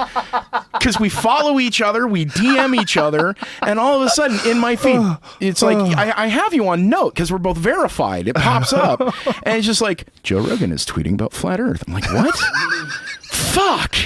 And then just go for it. It's like, I mean, like, you know, the podcast and like fight commentary and UFC stuff and like with like Triggered coming out and all that. That's one thing. When you rile up the cranks, man, you're just like, you're at the same level. Actually, you have like, how many followers do you have? Like 2 million. Right. So, like on Twitter. TDT, Take That Darwin, like 10, maybe 15,000. I get the same level of riled from both of you. Fuck, man. It's like, we need to fly him out and have him on the show. This guy? Eric. Eric No. Take that Darwin. Yeah. Doll. You need he to would be get him. fun. He would be rad. No. Yeah, he would be fun. Fuck Eric Dubé. If he's ever on the show, I want to be outside waiting with a fucking baseball bat. Oh, how rude. No, I am. You want to be violent with him? Almost. Don't you want to talk to him? Would you love to? I mean, I think you could gain a lot from sitting down with a guy like this and just sort of picking him apart, because you would realize what he was wrong about, and instead of him being able to just spout off on a YouTube video, he would be checked at every step of the way whenever he said something incorrect. Yes, but the problem is, the only reason why I would do that, he will never change his mind. Well, he's probably crazy. Well, duh. He's absolutely crazy. But think about it right now. You have 4 million subscribers that now know this video exists, that know Eric Dubé's name, that know that paleontologists can get riled up by this guy. They're now going to go, look, if any one of your listeners is on the fence about dinosaurs, why would you be? But you could have some. Those are the people that I would have to try and convince. I will never convince him. I will mock the living shit out of him until he wants to put himself into a chipper shredder. But I will never convince him. And that's the thing. So all you SciComm people out there, we don't do it to try and convince the big mouthpieces for these movements. We're trying to go for the people that aren't quite sure. If we embarrass the living fuck out of these people, those people will go, wow, those guys are idiots. Why did I even consider that the world is flat, or that dinosaurs didn't exist, or creationism exists, or chemtrails, or Nibiru, fucking rogue planets and shit like that? Wait a minute, don't talk shit about Nibiru. Seriously? Don't even, dude. Don't even. I just had the Anunnaki were definitely real, and they definitely came down, and they definitely made people with monkeys. Yeah, I've seen clay tablets. Yeah, Zachariah with the Sitchin. drawings. Yeah, and Nancy, they knew. They had wisdom. Yeah, and Nancy Leader with the implant. And I don't know who Nancy Leader is. Oh my God, really? No. That's like School me. That's the Queen of Nibiru. Oh. So like since like 1993 or 1995 or something like that, she's claimed that the Zetans that know about Nibiru and all that put an implant in her head, and she's the only one that can talk to them. Imagine if it was true, though. Imagine you're sitting here mocking her. Meanwhile, this bitch has got an implant in her head. She's talking to aliens. So, and you're like, yeah, you think it's real? And she's like, I've got a message. Well, the thing is, they've been wrong. So she actually made a prediction and was totally wrong on it. Well, maybe they're trolling her. Well, I mean, why would they tell people what's going to happen and what's going on? They don't give a fuck. We're like little monkeys. They're like little monkeys with a lighter. True. And that's actually their argument. Their argument. But if you do the math, so this rogue planet supposedly has like a orbital period of 3,600 years, and it goes out, I think it was like 50 AU or something, like 50 distances from the Earth to the sun. Yeah, the orbital velocity of that would be in excess of 42.1 kilometers a second, which is the escape velocity of the solar system. Any sort of gravitational protuberance that, a problem that would have as it approached, I don't know, Pluto or the Kuiper belt or anything, the Oort cloud or anything like that, the slightest bit of gravitation would launch it out of the solar system on a who the fuck knows where it's going trajectory. There's no way a planet the size of fucking Neptune is cruising in and right behind the sun on a counter orbit to us. So, according to them, the Earth has stopped rotating. It has stopped orbiting. It is now just wobbling back and forth, and there's going to be a physical pole shift of the fucking planet. Oh, this lady? Yeah, Nancy? this is the Nancy shit. But there is a planet. There's something that they found that's outside the Kuiper belt, right? There is something. Some object that they believe is 4 times plus larger than the Earth. That is because of outer orbits of outer material wiggles just a little bit. Whether it's a twin sun or a dark star or a Neptune-sized planet or anything like that, we don't know. That is all speculation. Right. It's like, I'm going to JPL next Wednesday for a tour and talking to people. No one knows because no one's discovered. The whole Planet X thing, everyone's like, Planet X was discovered. No, it wasn't. Or Planet 9 or whatever the fuck they're calling it now. It was not discovered. It was theorized. There's a huge difference between a hypothesis, a theory, and a discovery. A hypothesis of, hey, shit's wiggling. That means something may be out there. A theory is, hey, we found something. We have the facts to back it up. We are establishing a scientific theory. In between those, you have the discovery of, fuck, we have an image of the planet.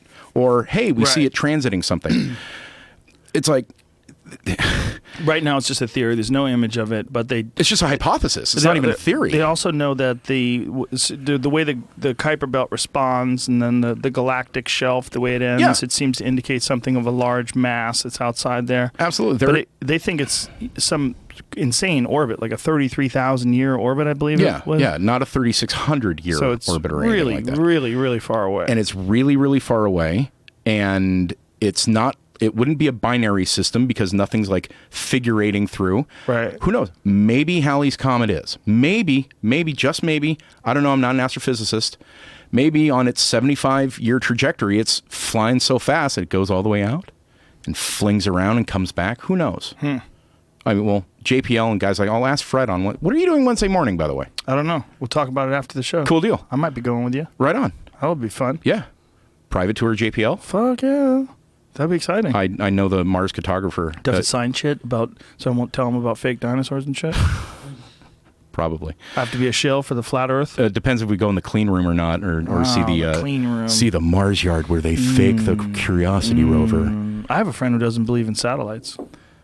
Oh, yeah. Satellites are low-flying planes. Have you seen that one? Eddie Bravo? Yeah. By the way, Eddie, guess what? I brought a chemtrail sticker for you too, buddy. He hangs onto that chemtrail one hard. So my friend, I was in Atlanta for a convention, and my friend Tommy listens to your podcast. He's got the Awakened Primate tattoo. I think I sent you a text with the picture on it. Okay, cool. Like he's like a really cool dude, and he's like, dude, did you hear the Eddie Bravo podcast? I'm like, no. He doesn't believe in science. He doesn't believe in dinosaurs. He's going fucking chemtrail. Like, what are you talking about? So we're in his defense, he was quite drunk. Well, yeah, I get that, but you get kind of loose, and your inhibitions get down. Well, he gets excited about secrets. Yeah, he gets excited about secret societies and these conspiracies, and this idea is very attractive to him that dinosaurs aren't real, and it's all been a scam. They've been lying to us, bro. He doesn't believe in science because he can't do it. Stuff like that. Well, it's a pattern of thinking that's attractive to a lot of people. This pattern of thinking that you're going to uncover some hidden truths. Yeah, because you can be that person. You can be that famous person. It's like, hey, everybody, guess what happened to Geraldo when he opened Al Capone's vault? Anybody remember that? Yeah, well, that was a chance. But it's the same thing, or opening, but I mean, not really, because Al Capone's vault was a real vault. True. And who knows? He could have gone in there, and then it could have been something innocuous, like old whiskey, or there could have been something cool, like a murder weapon. Yeah. I mean, who knows? But it's along the same lines as you want to be, just like scientists. Kinda. We want to find something that's never been found before and name it after ourselves or a loved one or a really cool scientist of the past. Right. And discover a new species or discover a new planet or send a fucking rocket to Mars. We want to do that too. But it's when you get into the idea of, I want to do that and I want to take them down. That's when we have the problem. Because you're not using, and everybody wants to say that they're critical thinkers and all that. You're not. You really aren't. I'm sorry. Any of Joe's listeners that think of any of this shit, you're not doing critical thinking. You're cherry picking. You're finding patterns to fit your model. You're not looking at contrail science. You're not looking at simple proof of curvature. You're not looking at the fact that museums exist and we have actual I think the dinosaurs. Earth is flat, but it's kind of like got like a hump. I think that's what they think. Well, I think there's like a little bit of a hump to the Earth. I would like to make a very public challenge that any flat earther advocate, if you show me a photo of Polaris with a timestamp and GPS coordinates of Australia, I'll believe flat Earth. What does that mean? So, Polaris is the northern star. If we think about a flat Earth, Okay. North Pole here, Right. flat Earth, ice wall, blah, blah, blah. Got it. Polaris would be directly above the North Pole. Right. Australia would be over here. Okay. It would be able to look up and see Polaris at night all the fucking time. If it was flat. If it was flat. Because it's a globe, because it's round, and the poles are doing this. Polaris is up here. Hey, guess what? You can't see through the fucking Earth and see Polaris. What is this, Jamie? It's a version of the flat Earth that they think might. Who's they? One of the flat Earth theorists. So this is what they think it is? There's Yeah, like it's a a dip in the version of middle. Yeah, and And if you go further out, it's a scoop. Why would it be like a cigar ashtray? This is what it is, like a cigar ashtray that's floating in the sky. That's based on biblical, because you have the quote-unquote four corners of the earth held aloft by angels. Your flat Interesting. motion is through space. Totally logical. Yeah, you know, Where are the penguins? above Above or below? all around. All around. But are they in the North or the South Pole? That's the problem. So, yeah, pull up.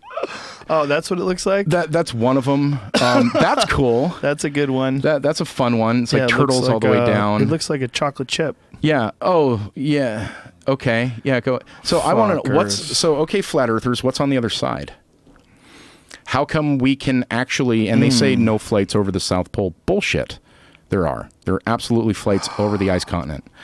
It's like none of the travel times of aircraft work on a flat Earth. But is it disturbing to you? Because it's disturbing to me that this was not an issue 3 years ago. You never heard about this 3 years ago. And then all of a sudden, out of nowhere, there's a bunch of people that I get. If I make a tweet about the flat Earth or mock something or put up a video, I will get hundreds and hundreds of fucking morons. I know. Yeah, you know, because you've gotten into it with them. Sometimes I do it, and when I see you in there, I go, yes! I know it. I know and I it. know I could just I can move I'm away. waiting for the text message of like, hey, Trev, check my feed. I just let it happen, man. If you want to look, it's up to you. I don't want to bait you in. No, I think I'm going to have to turn off notifications from you. Ah, I love you, man, but I love wow. you too, but it's fun to watch you squirm. You get mad. I get because It's your business. yeah, science ignorance pisses me off. Science Yeah. denial irritates me. Well, it should. It should. Yeah, because I'm sorry, you have no right to be stupid in the modern age. You have all of the fucking answers in the palm of your hand. What's that? Yeah, that's pretty dope. What do you got there? Oh, it's Hydra from Agents of S.H.I.E.L.D. Hail Hydra. You're a grown-up kid. Fuck, dude. No, dude. Oh, shit, Twitter. Wow. How many I'm not even going to look at my notifications. Don't even right look. They're getting mad right now. Cobra and Decepticons. Okay. Come on. You're off the deep end. I'm Gen X. My license plate's Decepticon. Oh, all right. Now So, people know. That's fine. I've posted pictures of it. Flat Earth people are going to be Go ahead. absolutely fucking searching for you. Run my plates. Come to my address. And present him with the truth. Come to my address in East Hollywood. Go ahead. Confront you with flat Earth reality, bro. Yeah. You're a shill. You're a flat Earth shill, a dinosaur shill. What else? Big pharma, because vaccines are important. Big pharma shill. Yeah, well, I'm apparently an atheist shill because creationism bullshit. What else? A NASA shill for both moon hoaxing and Nibiru. Yeah, so I freaked a lot of people out because when I got my the sticker pack and all that from the Team Chemtrail guys, I also got patches and a challenge coin. What's a challenge coin? Like a military challenge coin. Right. Yeah, they have it for Team Chemtrail too. On one side, it's this logo, and the other one is if you can't beat them, barium. You know, the element barium that they think is in chemtrails. Yeah. So it's just one of those fun things because I like mocking the shit out of these people. I had to interview one of those guys that made documentaries about it and he was showing me proof. He was like, "What in the world are they spraying those documentaries?" Yeah. He had proof from this lab that he had gotten these tests of this water. Yeah. And the water, it was crazy because he was saying, that this water shows proof that aluminum's in the water and they're spraying aluminum in the sky and then it lands in the water. What he tested, and that has been debunked, Mick West has ripped that shit apart on Metabunk. And I debunked it right there and then. It was rain and aluminum exists in the fucking... Well, not only that, what he tested was sludge. Really? The laboratory results said sludge. Yeah. So I said to him, it says sludge. He goes, no, I gave them water. I go, okay, but the lab says it's sludge. That means it's an amalgam of sediments and all. Yeah. Dirt. Yeah. So aluminum is one of the most common things that you can find in dirt. Mm-hmm. So your dirt tested positive for dirt, and you think that's proof of chemtrails. Yeah. And the dude was just like, just shut down. I need to watch that one. See him thinking, trying to find some way out of it that didn't exist. I'm like, I'm trying to be open-minded here, but what you've done here is nonsense. Yeah. All of them are nonsense. They find one tiny little fragment of something that fits in their fucked up worldview and wrap their entire paradigm around it. And they make videos. And then they monitor the comments and delete anyone who disagrees with them. Or they are enforcing an echo chamber of bullshit self-awareness. I mean, you're not woke as fuck. I'm sorry. I love saying that, though. Well, yeah, no, because there is a way to be woke as fuck. Okay, please tell me how. Well, okay, look at you, dude. You're fit as fuck. You the entire point of your podcast is you're interviewing people because you want to know things. You constantly look for information. That is noble, and you make informed decisions. You use substances to get you into states. You are healthy. You work out. And the entire fact, when you started doing commentary for UFC, you wanted to know what it was like. So you started training. You started working out. You're embracing the ideal of learning. That is woke as fuck.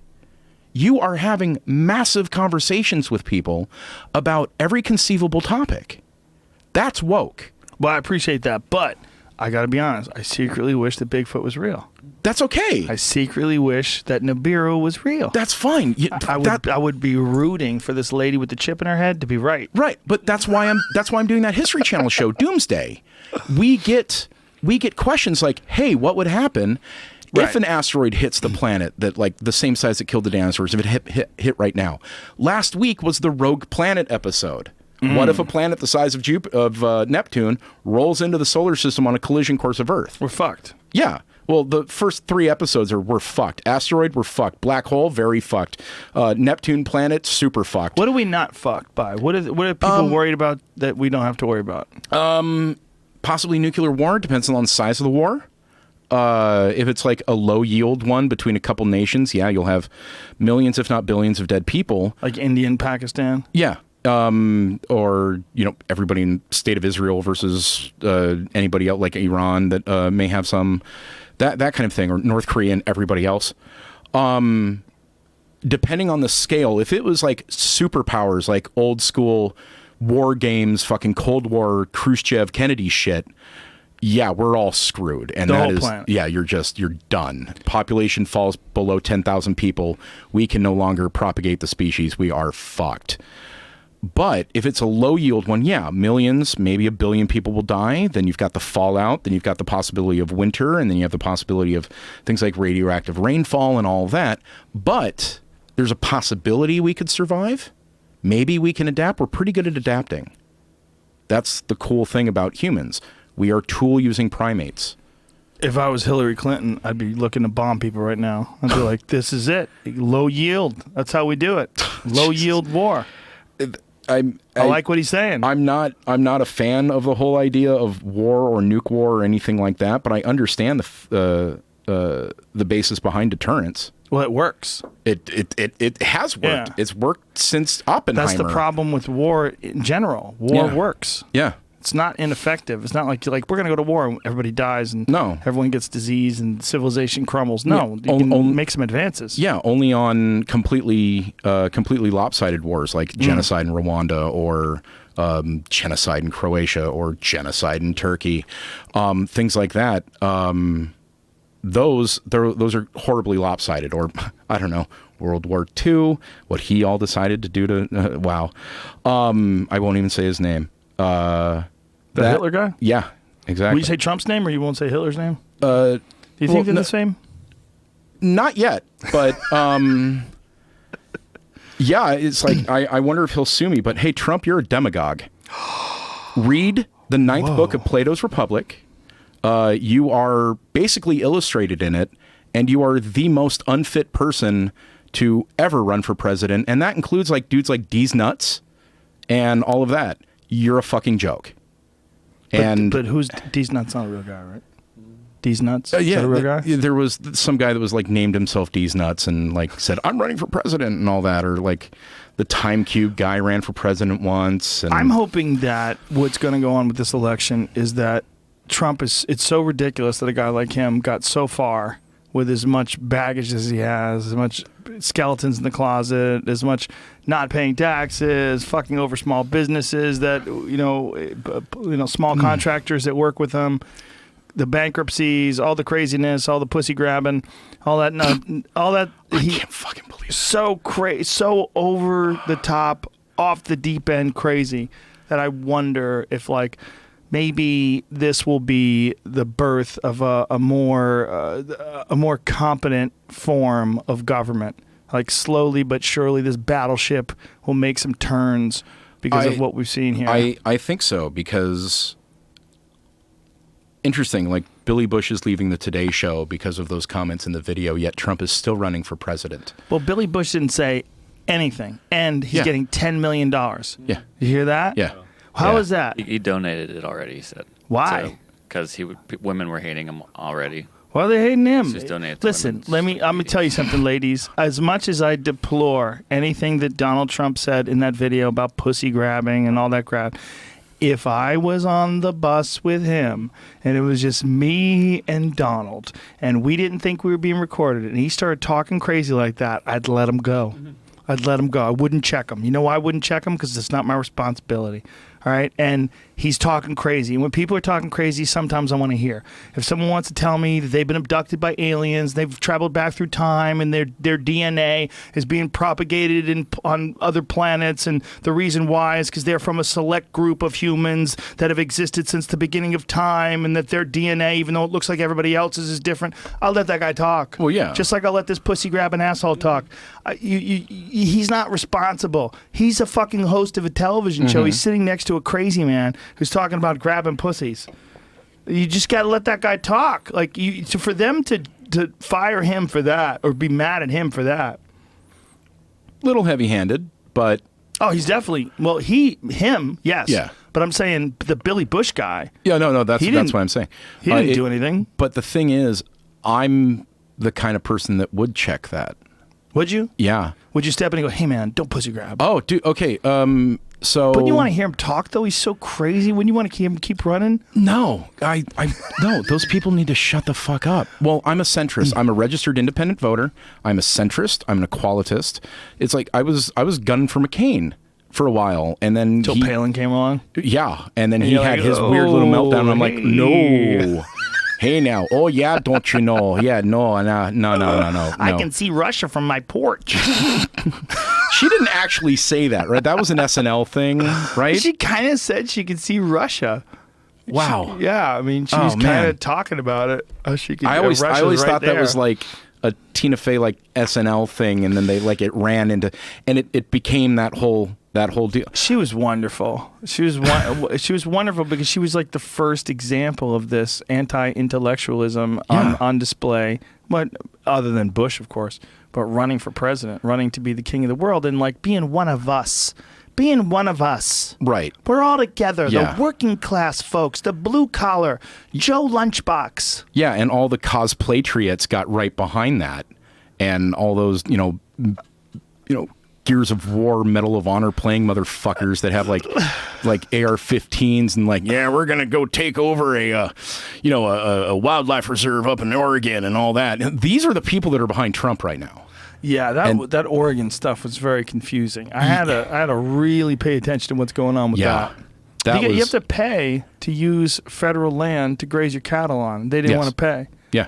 It's our land. It's the United States government, the entire United States people own that land. Yes, and the BLM is the recognized authority in order to monitor that land, and the BLM is one of the lowest paid divisions. So they need those licenses and fines and all that in order to function and in order to do things like build fencing and allow places like all the national parks and BLM land and all that in order for us to enjoy that. Yeah, exactly. It was a very confusing argument. The argument that they should be able to graze for free was very strange. Yeah, it's like... How are you not... Why should you not be able to pay your way? Because they're their weird constitutionalist sovereign citizen didn't make any shit. Sense, too, because you're looking at the federal lands. They are without a doubt a national resource, right? Yes, absolutely. Federal parks, it's a resource, and in those resources, you're going to have food for animals, and this is what these animals are grazing on.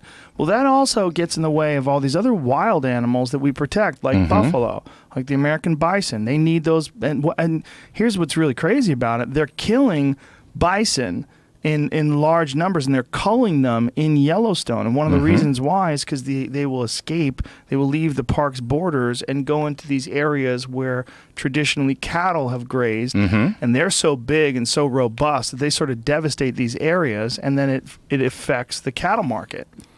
Paleontology came across that too. Did you? We think that a couple researchers have considered that the expanse of the antique bison antiquus, and the longhorn bison latifrons, when they came across the Bering Sea and got into North America with the recession of the glaciers, they outcompeted mammoths. They outcompeted a lot of natural grazing herbivores because they eat faster, they're larger, they breed quicker, they can basically terraform an area they can eat saplings from trees and grass. They can drink mud and get hydrated. These are amazing, well-evolved creatures and well-adapted to that environment. They got into the perfect environment to just go. And that's why we didn't have any native horses. We didn't have any native elephants anymore and all that. The bison outcompeted. So what you're saying, absolutely. The bison rolls into cattle grazing land. It's going to fucking take over. And the thing is, you can actually mate bison buffalo and cows. You can have beefalos. Yeah, it's amazing to me that they didn't embrace the bison as more of a domestic animal in that sense, because it's so much more robust than a cow. I mean, obviously, cows are great and everything like that, but you can't tell me that bison meat doesn't taste great. No, it's way leaner. It's awesome. Delicious. Yeah, it's fantastic. It's higher in protein. It's and especially if they're grazing on grass, they're not grain fed. It's higher in omega-3s and 6s. It's better for you. But we fucked that all up in the 1800s with like overhunting of bison and near extinction and all of that. Market hunting. Yeah. That's what they did. And sometimes they would leave giant piles of them just for their tongues. They would just take their tongues and kill them for that, and their hides and a bunch of different things. And they did a number on them in the 1800s. Yeah. It's There's pretty that amazing. shot in Dances with Wolves, that old Costner flick, where they come over the hill, and obviously the white man was here because there's just skinned buffalo carcasses, like as far as the eye can see, because they were just going for the pelts. Yeah. Because the pelts were selling that season. Yeah, it's dark, man. It's dark when you consider what they did to all the different animals on the plains. It's pretty fucking incredible. The impact that human beings had in such a short period of time. The impact we're having on the environment now in such a short period of time. It's fucking crazy. Yeah. It's like we need to become more responsible with figuring out what the fuck we are doing. Are you aware of the American Serengeti Project? No.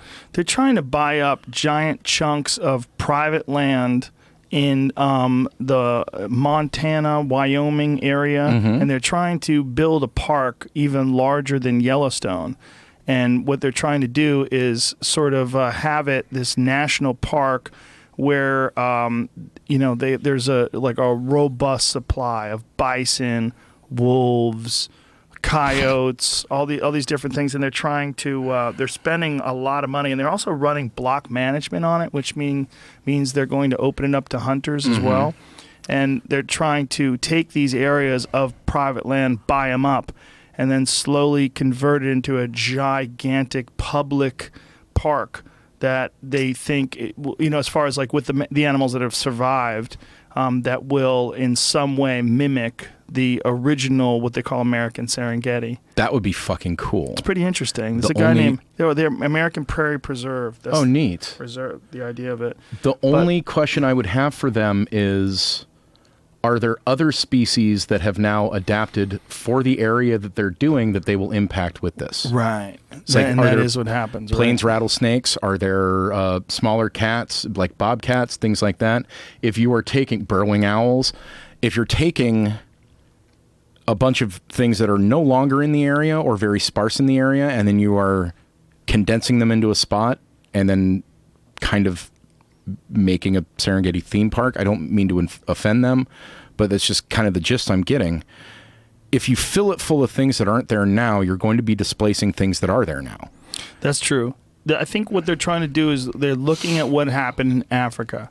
Like in Africa, instead of large-scale agriculture, the way we've embraced that in the United States, for most people, they think about food, they go to the store, they go to the grocery store, they go to the vegetable aisle, they get their food. Right. But very few people actually go to visit these enormous swaths of land that have been converted to large-scale agriculture. Right.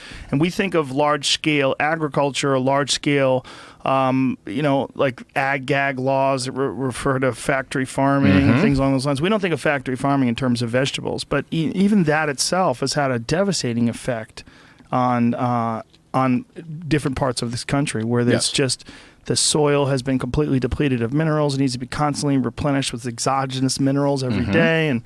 But when you look at what they did in Africa, they sort of decided to take these parks and convert them into these enormous wildlife preserves. And so these animals exist more or less in a very similar state to the way they've done thousands of years ago. Like the Okavango Delta Reserve and all that. Yeah. That's rad. But are they importing animals into it? Yeah, see, I don't know what they're going to do as far as bring in animals, but what they've done in terms of, like what they've done in Yellowstone when they brought in wolves. I'll say, although this region was once known for its abundance of wildlife, current wildlife populations are greatly diminished. American Prairie Reserve works to build wildlife populations in 3 strategic ways. Collaborating with state and federal agencies who oversee all wildlife management decisions on their population targets for at-risk species, such as the swift fox, partnering with ranching operations around the preserve's edges to increase tolerance for wildlife. That's a weird word. Tolerance for wildlife, reducing the amount of kills and the region's habitat fragmentation. Yeah, I don't like tolerance for wildlife. It's like, I'm sorry, if you're ranching near a thing like that, you should be tolerant of wildlife. Well, the problem is if it interferes on their private land. Like, that's where it gets weird, right? Yeah. There's not a fucking fence alive that can keep a buffalo out. Oh, hell no. If it wants to go, it's going through. So this idea that you're going to put up a fence and then somehow or another that lush green grass is going to be safe from buffalo, not really. They're just going to fucking headbutt that fence. It says bison restoration. They've reintroduced bison in 2005 after a 120-year absence. Interesting. Yeah, so they are They're doing re-importing animals. So Yeah. how are the 120-year absence bison over the last 11 years impacting the cougar, the swift fox, the pronghorn, the black-footed ferrets, the grassland birds, all of that? That's like, I want to know more before I would sign off on something like that. It's like, how many bison did you introduce? What is their propagation? What is their current gestation rate? What is their current birth to death ratio? How are they impacting a place that they haven't been for 120 years? 120 years for a lot of animal species is a very short amount of time. For others, it's just the right amount of time to start really adapting to an environment and establishing an entirely new predator-prey relationship with things there. All of a sudden, you put in this monstrous fucking 3-ton cow beast that could screw a lot of things up. Yeah, it could. I mean, they require a lot of food, Yeah. a lot of resources. And we've seen what happens when they've done things like this. Well, particularly with wolves in Yellowstone. It's been really fascinating to see what the impact it's had on animals and how the animals have sort of shifted where they live and behave. And it's so cool, but it's also like, man, what a cautionary tale. We're kind of like playing creator in a lot of ways by introducing these things. We have a big debate going on that right now in paleontology. The whole cloning deal. Cloning woolly mammoths and all that. Where do you stand on that? I kind of stand on more of an empirical area that as of now, we have not discovered viable enough material in order to clone something. The technology is not there. I have talked to, while I was in Siberia a couple of years ago, I talked to some of the leading geneticists from South Korea, like In-Sung Wang and all those guys. And they're saying like maybe 50 years, because the way the cloning has to happen, we have to find viable DNA, a complete individual genome, plant that into, for woolly mammoths specifically, plant that into the nearest living relative, which is the Asian elephant. That means we have to harvest an egg from a female Asian elephant, which is difficult to do. We would have to harvest many eggs, because Dolly the sheep had like 870 some odd tries before 12 stuck and 1 was born. Trying to do that with elephants, they go into must for 3 days out of a year or something like that. I don't know the specifics, but that's a huge monumental task to do by itself. I've seen woolly mammoth carcasses. I've looked at them under biological microscopes. I've taken tissue to have put into scanning electron microscopes. We've looked for viable DNA, have not found any. Fragments, sure, but not in the entire thing of the genome. This animal went extinct. This animal went extinct possibly with human interaction. We're not quite sure yet, but definitely through an inability to adapt to a changing climate. This is the perfect example, if humans were not involved, of natural selection. This animal could not live in the environment anymore. That being said, should we establish the Pleistocene Park in Siberia and clone woolly mammoths? I don't think so. I think this technology would be better used, and not being a genetics expert or geneticist at all, I think it would be better used for actual human interactive deaths. Dodos, moa, Tasmanian tigers, passenger pigeons, things we have specimens of now that would be easier to do. Like they're working on passenger pigeons right now with I think it's the 3-barred pigeon, maybe just the barred pigeon. Genetics Twitter, correct me on that.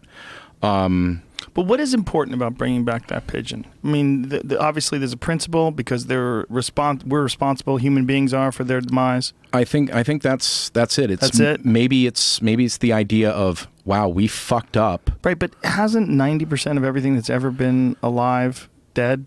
Oh yeah, extinct? like 95% of every Right. single species that has ever been on the planet in 4.5 billion years is extinct. Right. So where do we stop? Like, why bring back the dodo bird and the Tasmanian tiger and not the woolly mammoth? Because the dinosaurs, the early placental mammals, Tiktaalik, all of that going way back in time, and things like the woolly mammoth or the saber-toothed cat, or the steppe mammoth, or the stegomastodon or mastodons.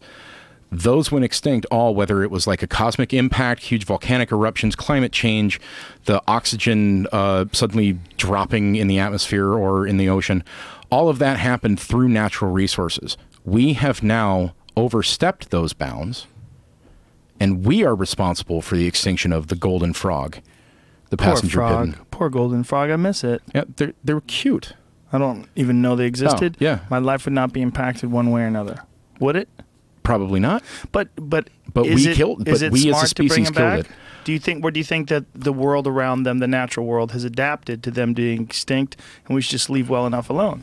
That could be the same argument as I was making against the bison. Yeah, You're absolutely I could say, right. Think about all the money that would have to be spent to bring back the dodo bird. I personally say fuck the dodo bird. I don't miss them. There's plenty of cool birds. They can go fuck themselves. Yeah, I mean, we have things It's like over. African shoebills and stuff like come that. on, man. Shoebills are the shit. They're like one of my all-time favorite animals. Cassowaries win, man. Cassowaries are fucking dinosaur. What's a rap. cassowarie? Cassowaries are the How do you spell it? Cassowary. Is that like a shoebill? No, it's scarier. Ooh, scarier than a It's shoebill. basically this really cool-looking semi-flightless bird. Oh, look yeah, at that there they fucking are. freak. That is a ostrich, bro. Close. No, we want the one. We want the one with the head crest. Yep. Oh, whoa. Now Google cassowary attack. See, but that's not as cool as a shoebill. They're beautiful and they're pretty and everything like that. But Shoebills have the cool bill. Shoebills have a goddamn hatchet on their face. These have those like raptor claws. What they do when they attack, they kick up and try and disembowel you. Oh. Yep, there we go. Oh, this guy's coming at it with a board. Yeah, it's like you will get owned by a Whoa. cassowary, and they're big, man. How big are they?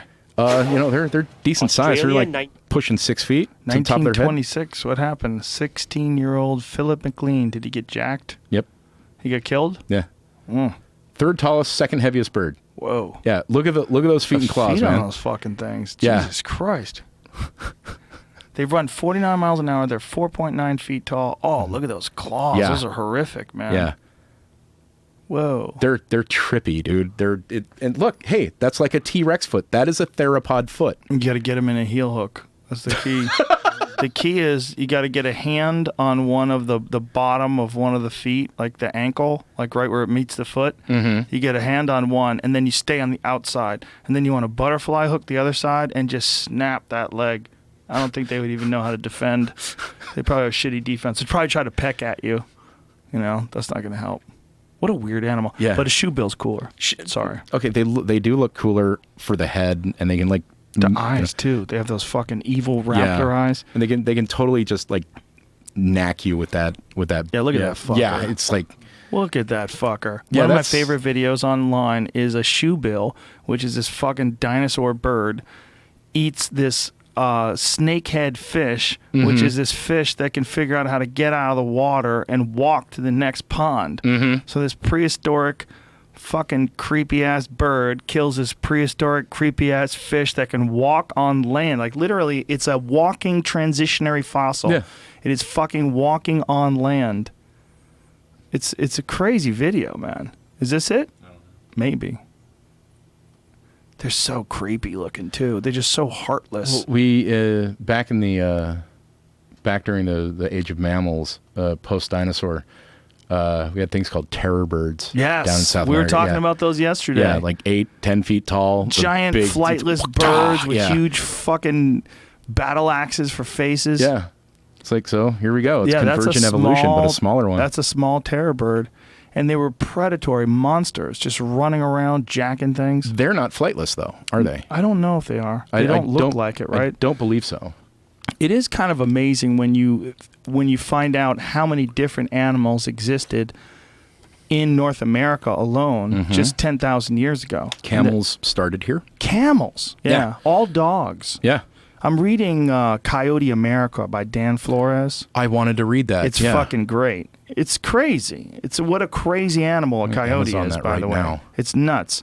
He's coming on the podcast. I think he's going to be here in January, whenever he's in town. Oh, that's cool. Yeah, he's if you want to listen to him too, he's on the Meat Eater podcast with Steve Ranella. Maybe 6-8 months ago, they did a podcast together. I've listened to it 3 or 4 times. It's amazing. Right But on. Horses Yeah. started here and went extinct here and Yeah. made it all across the rest of the world. And then were brought here by Spanish settlers. Nuts. Yeah. They were brought back. Yeah. And then now they're everywhere. There's Yeah. wild horses, thousands of them, tens of thousands all throughout the Southwest. Yeah, it's really cool things like that. Yeah. And when the Isthmus of Panama, when Panama rose up and connected the 2 continents together, you had just this awesome transition of life, like llamas and birds and big cats and that back and forth. Just That's great also shit. why the pronghorn antelope is so fast. They're so much faster than anything that could catch it today because they lived and they evolved in a time where there was like cheetah-like cats. Yeah, Marathononyx, the American cheetah, the badass. And beyond that, so everybody's like, oh, we had cheetahs and we had We had lions that were bigger than African lions. Panthera atrox, half a ton of angry cat. 1,000 pounds. Yeah, 9,000 pounds. It's Jesus. scary. I mean, everybody's like, oh, well, saber-toothed cat. It's not tiger, it's cat, by the way. That's just rote from working at the tar pits for 5 years. What It's color were they? Do we know? We don't know, but we can guess that they were, because they had short tails, they were ambush predators. Because of the environments we find them in, likely they had a longer coat. It was countershaded, maybe with some sort of barring or reticulated pattern in order to blend in. Think like a really big, scary bobcat. Oh, okay.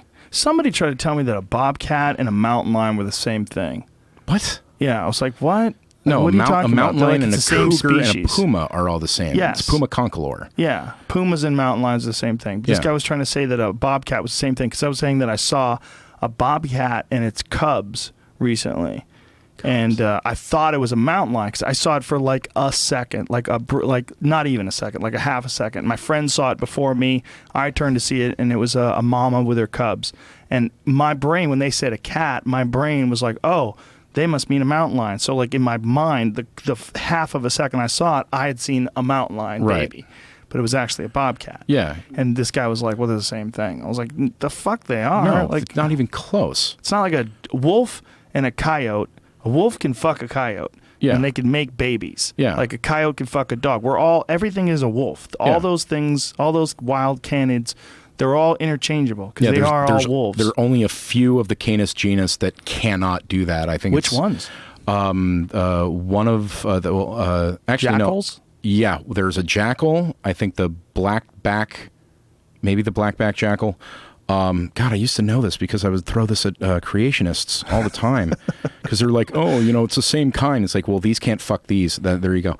But like African spotted dogs are a totally different genus. Absolutely, 100% totally different genus. They're part of the canid family, but they cannot breed with anything else. So can they breed and make a hybrid like a liger or no? Nope. Not even. Nope, Huh? not even close. That's interesting. Yeah. It's like, but the biological definition of species does kind of break down because it depends whether it's a environmental species or if it's a Look genealogical at that species. fucker. Yeah. Ooh, what a face on him, They are man. rad. Look at those big ears, perfect for just like tracking stuff. Now, has any they're- asshole tried to take an African wild dog like that and turn into a pet? I have no idea. I Must hope- be, right? Maybe. Must. African hunting dog? Yeah. I don't know. Wild looking dog, man. Yeah, they I look wouldn't. so wild. The coloration of them is it's like so dynamic. Yeah, but if you look at that pattern, you've got lights and darks, and look at the material behind it. Look at the grasses and the. Oh yeah, they blend in. Yeah, They're literally like walking ASAT camo. right. Yeah. Like Jamie, go back up to that one with the teeth open. That picture you just showed. Look at that. Like that pattern. Yeah. I mean, that is a perfect predator pattern. They Yeah. sort of blend into the background, especially from a distance. If they're not moving, because most animals they pick up outlines and then they pick up movement. Yeah. They- and if the outline stops moving, it disappears. Yeah. Especially with a cryptic coloration like that. Yeah. It's just incredible that natural selection has led them to have those kind of coats. Mm-hmm. Well, there's here in Southern California, we have two different kinds of snakes. Or actually, it's the same species, but they have totally different color patterns. The California king snake, the white and black ones that you see, they're either banded or striped. The banded ones, the ones with the horizontal across their bodies, they tend to stay curled up underneath bushes in the desert. So as they're white and black, there we go. So the banded ones like that, they stay curled under trees because as the sunlight is coming through, it's creating bands across the earth, so they blend in. Wow. The striped ones move more, so the shadows are longer. Wow. Yeah, it's really trippy. Fuck? How the fuck does that happen without Jesus? You explain me. This is proof positive, just like the banana. The atheist nightmare. The banana. Oh, Ray Comfort's banana, yeah. Oh, yeah. Well, this is proof positive as well. That the Lord works thing, in mysterious ways. Dude, Ray, I'm sorry you ever did that. I'm happy he did it, and I'm happy that the other dude was right next to him smiling like it made sense. Kirk Cameron? Yeah, Kirk Cameron, just fighting off the urge to suck a cock with every ounce of his body.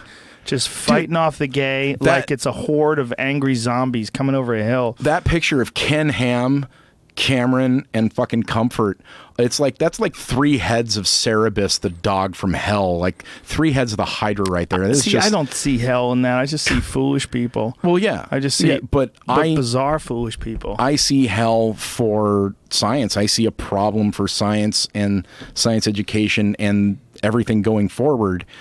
Because these are the people that are building fucking full-size arcs in the middle of godforsaken Tennessee. I'm happy they're doing that. Crack another one of them beers, son. Yeah, all right. I'm happy they're doing that. Yeah, that was great. What one was this called? This was Otravez from Sierra Nevada. I love it. Thank you. It's a Goza. It's a salt beer. Guests come with beverages. No, I'm totally into beer now because of sir. Cheers, dude. Absolutely. Into what? What got you into beer? Well, I've always been into beer. I've always wanted to be doing like home brewing and stuff. But because the paleo market kind of dropped out, my friend owns a bar. And he's like, hey, my bartender's leaving. I've been drinking there for like 5 years. I was part-time security because I still had a guard card and all that. He said, hey, my weekend bartender's going. You know a lot about beer. You know the whole menu here. Do you want the weekend shift since you're not working paleo? If people want to come visit you and stalk you and give you a hard time about the flat earth, what bar is this? Oh, it's the Faculty in East Hollywood. It's 707 North Heliotrope at the corner of Heliotrope and Melrose. Up, you shill. They're coming at you now. Bring it. With flat earth knowledge. Yeah, bring it. Yeah, it's like, you want to roll in? I'm having my birthday party there next Friday, the 28th, 8 p.m. There's no such thing as gravity. Oh, my God. It is a magnetic... Guys. What did they call it? Electromagnetism? Yes. Yeah. Okay. Yeah. Yeah, sure. Yeah. Are stickers magnetic? Oh, good point. There you go. Is glass magnetic? Is plastic? I mean, come on. Like, that's bullshit. Well, it's kind of funny. Oh, it's like Ray Comfort. Like Ray Comfort and Kirk Cameron and a poor bastard. If he could just find a man who loved him, Kirk could just come free. Like, you could see it coming out of him. Did that bullshit creationist Christmas movie that he had last year? Oh, you mean Awesome movie? Like God's Not Dead? Is that the one? Or No. I'm thinking the other like one? Saving Christmas. Oh, Saving Christmas. It's like the war on Christmas, and Kirk Cameron's going to save it this December. Oh. I think it actually took over Battlefield Earth as one of the worst movies on IMDb or Rotten Tomatoes. Well, I would see how it would be in that category, but did you ever see the one that he did about those Christian novels about the Left Behind series? Yes. Yeah. Wonderful. I bought it on VHS. It's one of the last VHS tapes that I bought. That's rad. Yeah, I own it. There's 2 of them. I never even got through the first one. I'm like 45 minutes in the first one. My eyes are sweating. My head's shaking. I remember when those came out, like in bookstores, the actual book series. I was walking by. I'm like probably buying like a Neil Gaiman book or something like that, like comics or some like cool like sci-fi fantasy stuff. And I saw that. And I'm like, what? Left Behind? The rapture has come. there's only a few people left on the planet. I'm like, fuck that. Just put it right back on the shelf and kept walking. Dude, the rapture comes and there's only a few people left. So that means that God comes and takes away all the Christians. That would leave a lot of fucking people. Yeah. Like this idea that it would only be a few people left is kind of... Yeah, but the thing is, it's like, why is he going to take the Christians if, Jews? I'm genetically Jewish. I have the Ashkenazi K1 haplotype because of my mom. Aren't we supposed to be the chosen people? Allegedly, like not 144,000 of us, something like that. Yeah, but once America came along, God changed teams. Right, He got right. super down with even Ray Comfort. He decided, as an Australian, he got to get in tight with American Christians. So he can, Wait, is Ray Australian or Yes. is Ken? Both of them are Yeah. Ken and Ray. Right? Have you ever heard him talk? But it's like really. Oh no, I'm sorry. I'm thinking of The atheist nightmare, the banana. I'm thinking of Note the how it other sits in my jackass. hand. I'm thinking of the other jackass, Kent Hovind, the one that went into jail for tax evasion. Oh, yeah. Yeah, he's Dr.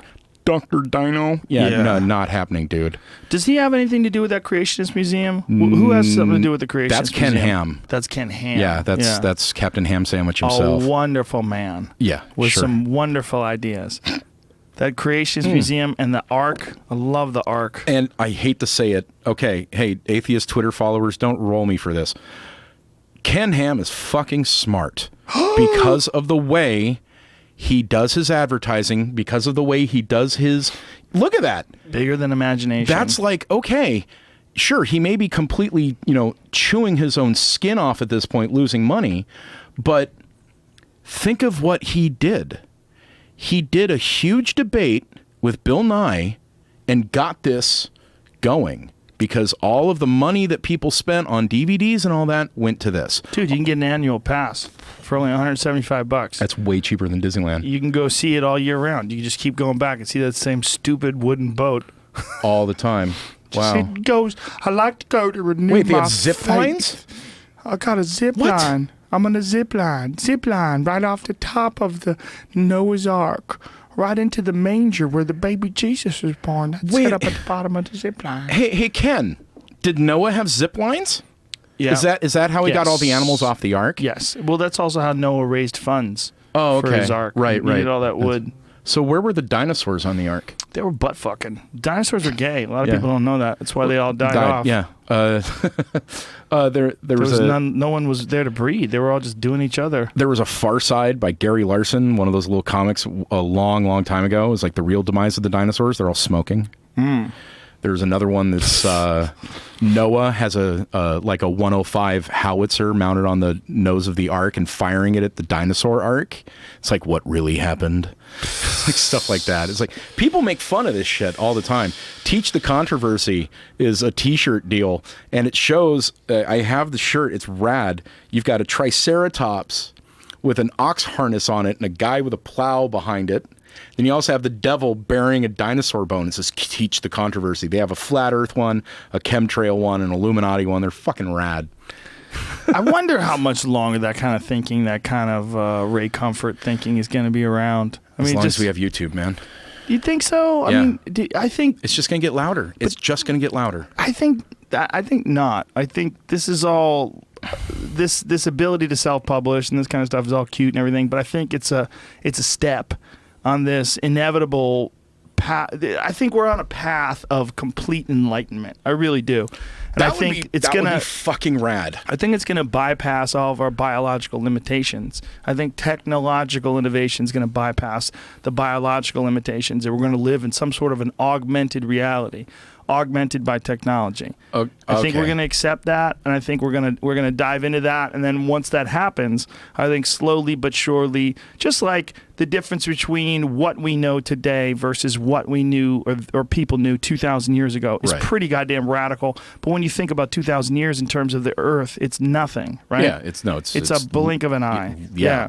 It's the nanosecond reaction of a neuron firing. I Or mean, even just 300 years ago, oh right? yeah. Just Well, think of the time frame between the Wright brothers' first powered flight and landing on the moon.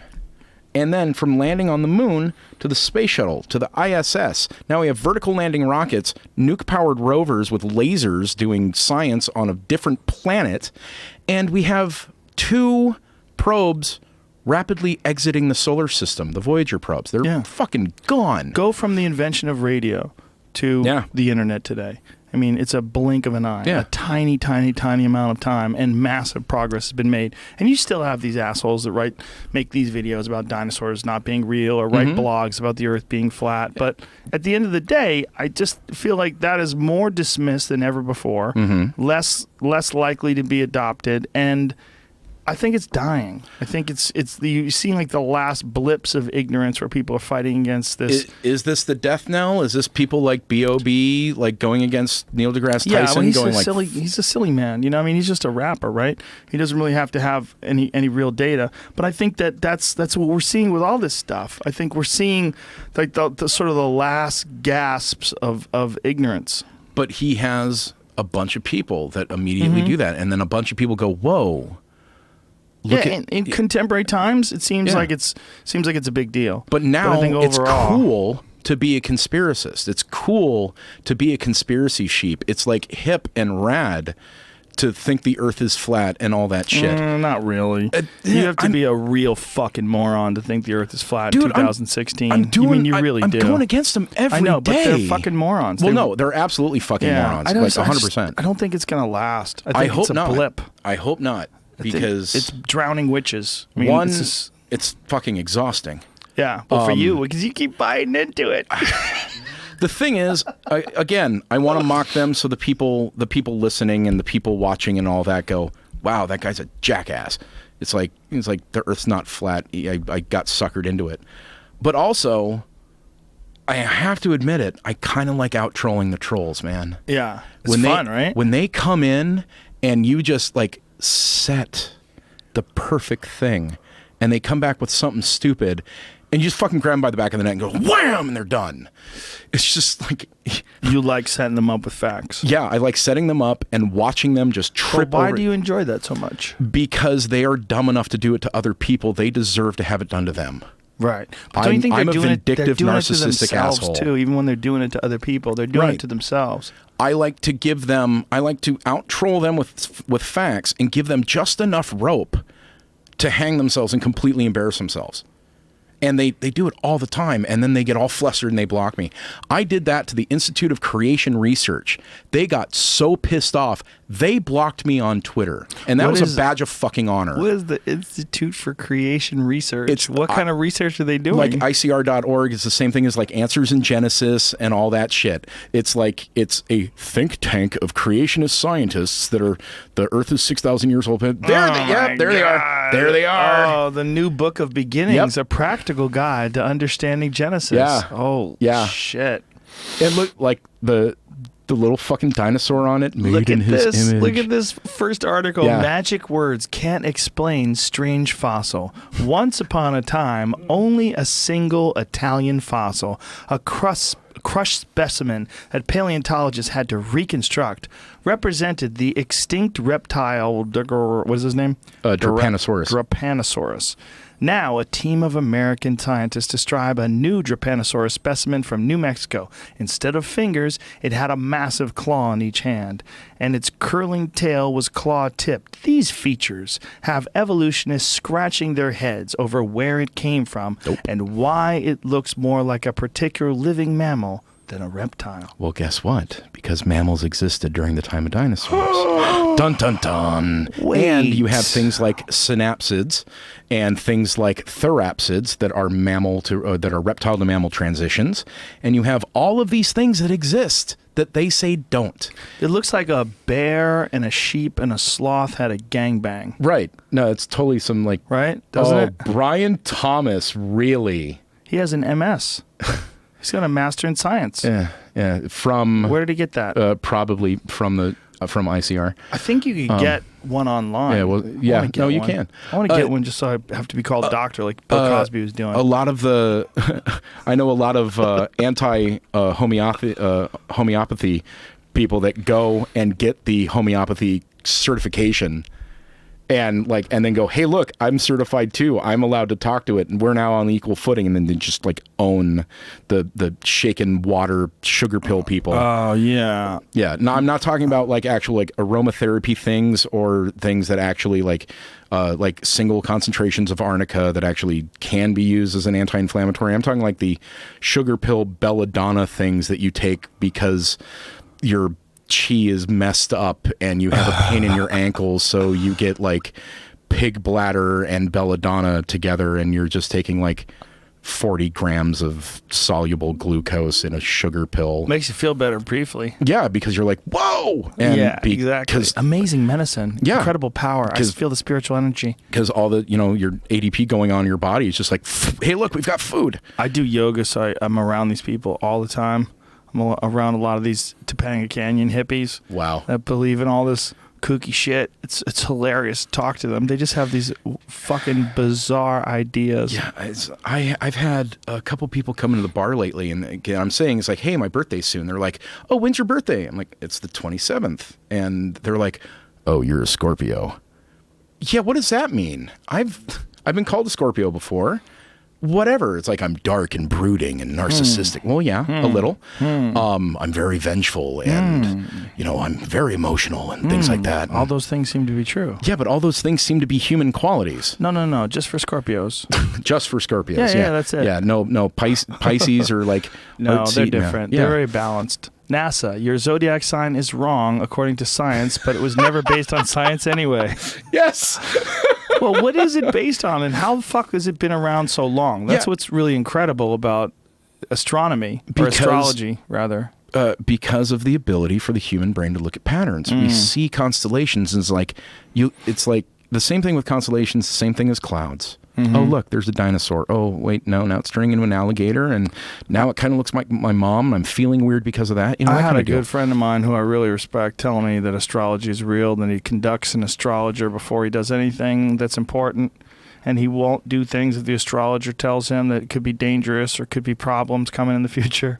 Wow. Yeah, and I was talking to him about it, and he was like, well, the astrologer, they told me about my past. They told me they were right about my parents. I go, don't you know about your parents? Yeah. Don't you know? Like, why would you be excited if someone told you some shit you already knew? How about tell this motherfucker to tell you some shit you don't know? Yeah. Tell him to tell you a lottery ticket. Tell him to tell you what's going to happen next Tuesday. Yeah. Then believe him. Otherwise, what they're probably doing is asking you leading questions. You're answering them in a way that leads you to believe that they had the information. And yeah. It's just con man stuff. Yeah, it's cold reading. It's mediums. It's cold reading. Yeah, all of that. Exactly. There's techniques. Training in micro expressions. And magicians are fucking excellent at it. Oh, hell yeah, man. Yeah. I mean, a really good friend of mine is Misty Lee. She's the only female medium at the Magic Castle. And she's rad. And we were just talking one day, and she's like, oh, yeah, I can speak with the dead. I can find anything out just by doing that kind of. It's like magicians.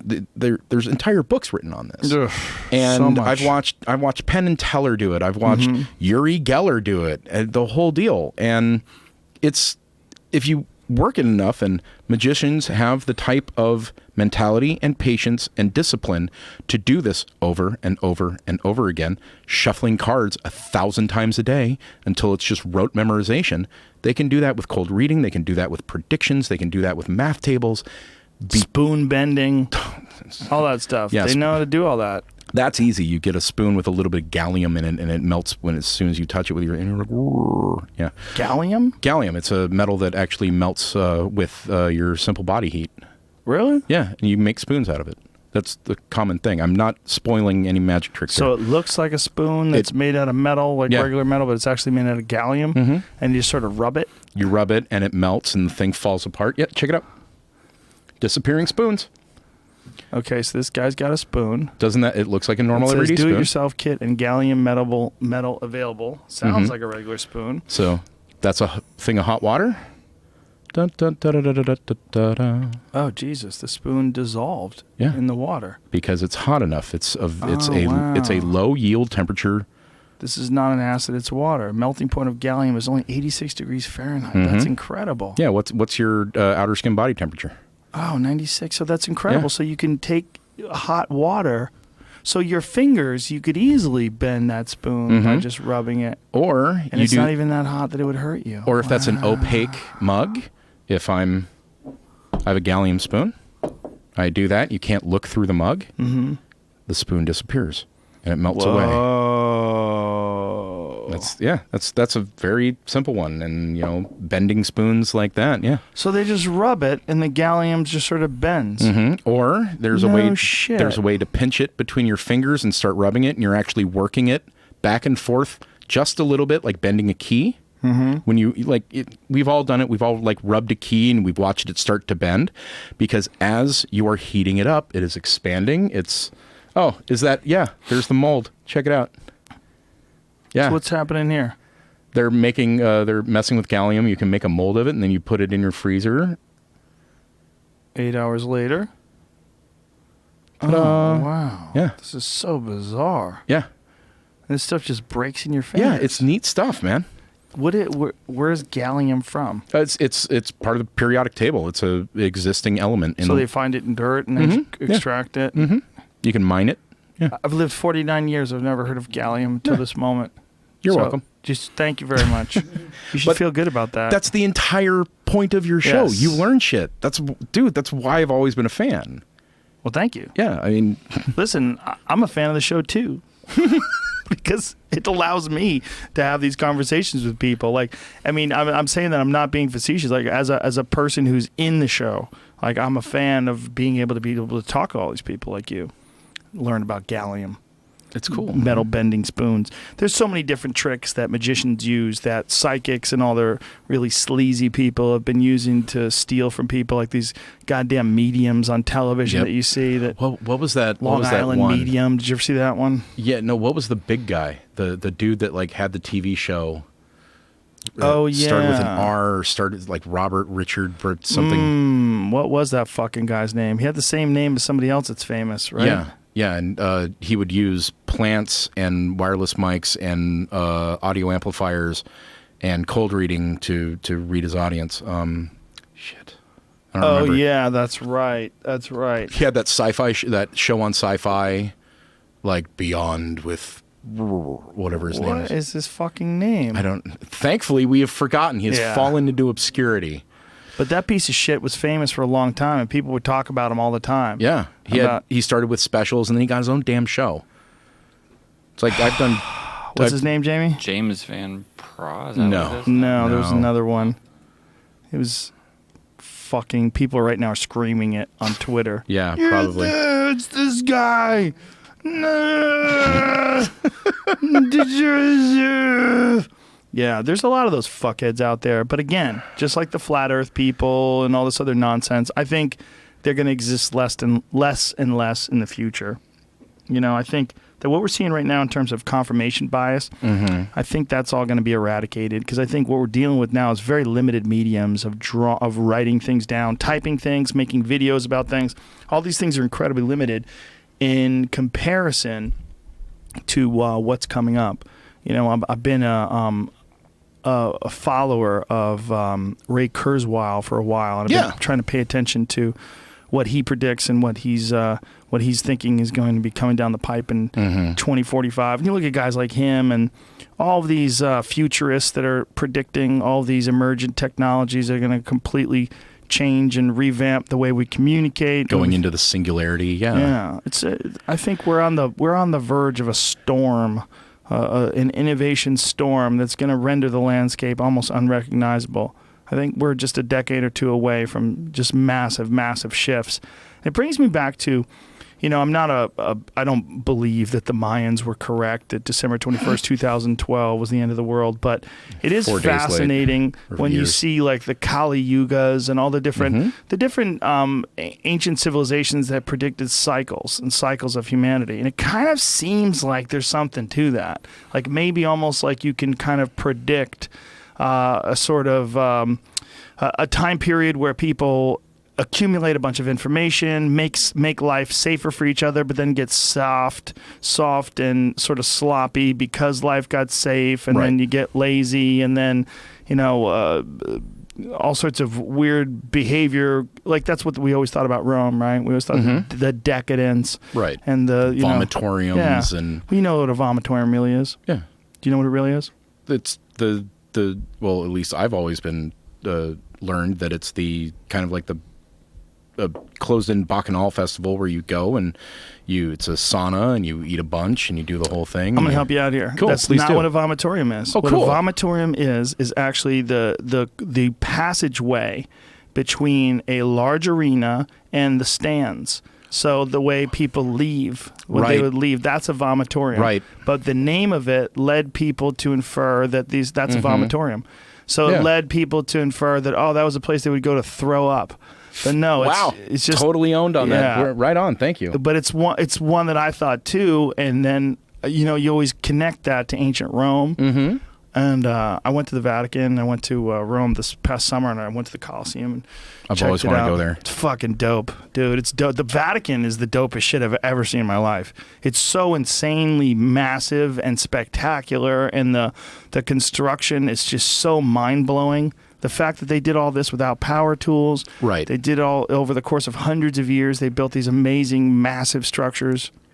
I did the same thing in Israel a couple of years ago, like going to Jerusalem and seeing, holy shit, this is like Herod built this. Wow. And going to Masada and all that. It was trippy as fuck, dude. I can only imagine. And it's that. like, and walking through the different the different quarters in Jerusalem and everything, and almost walking up the wrong stairs in the Muslim quarter to get to the Dome on the Rock. I didn't know where I was.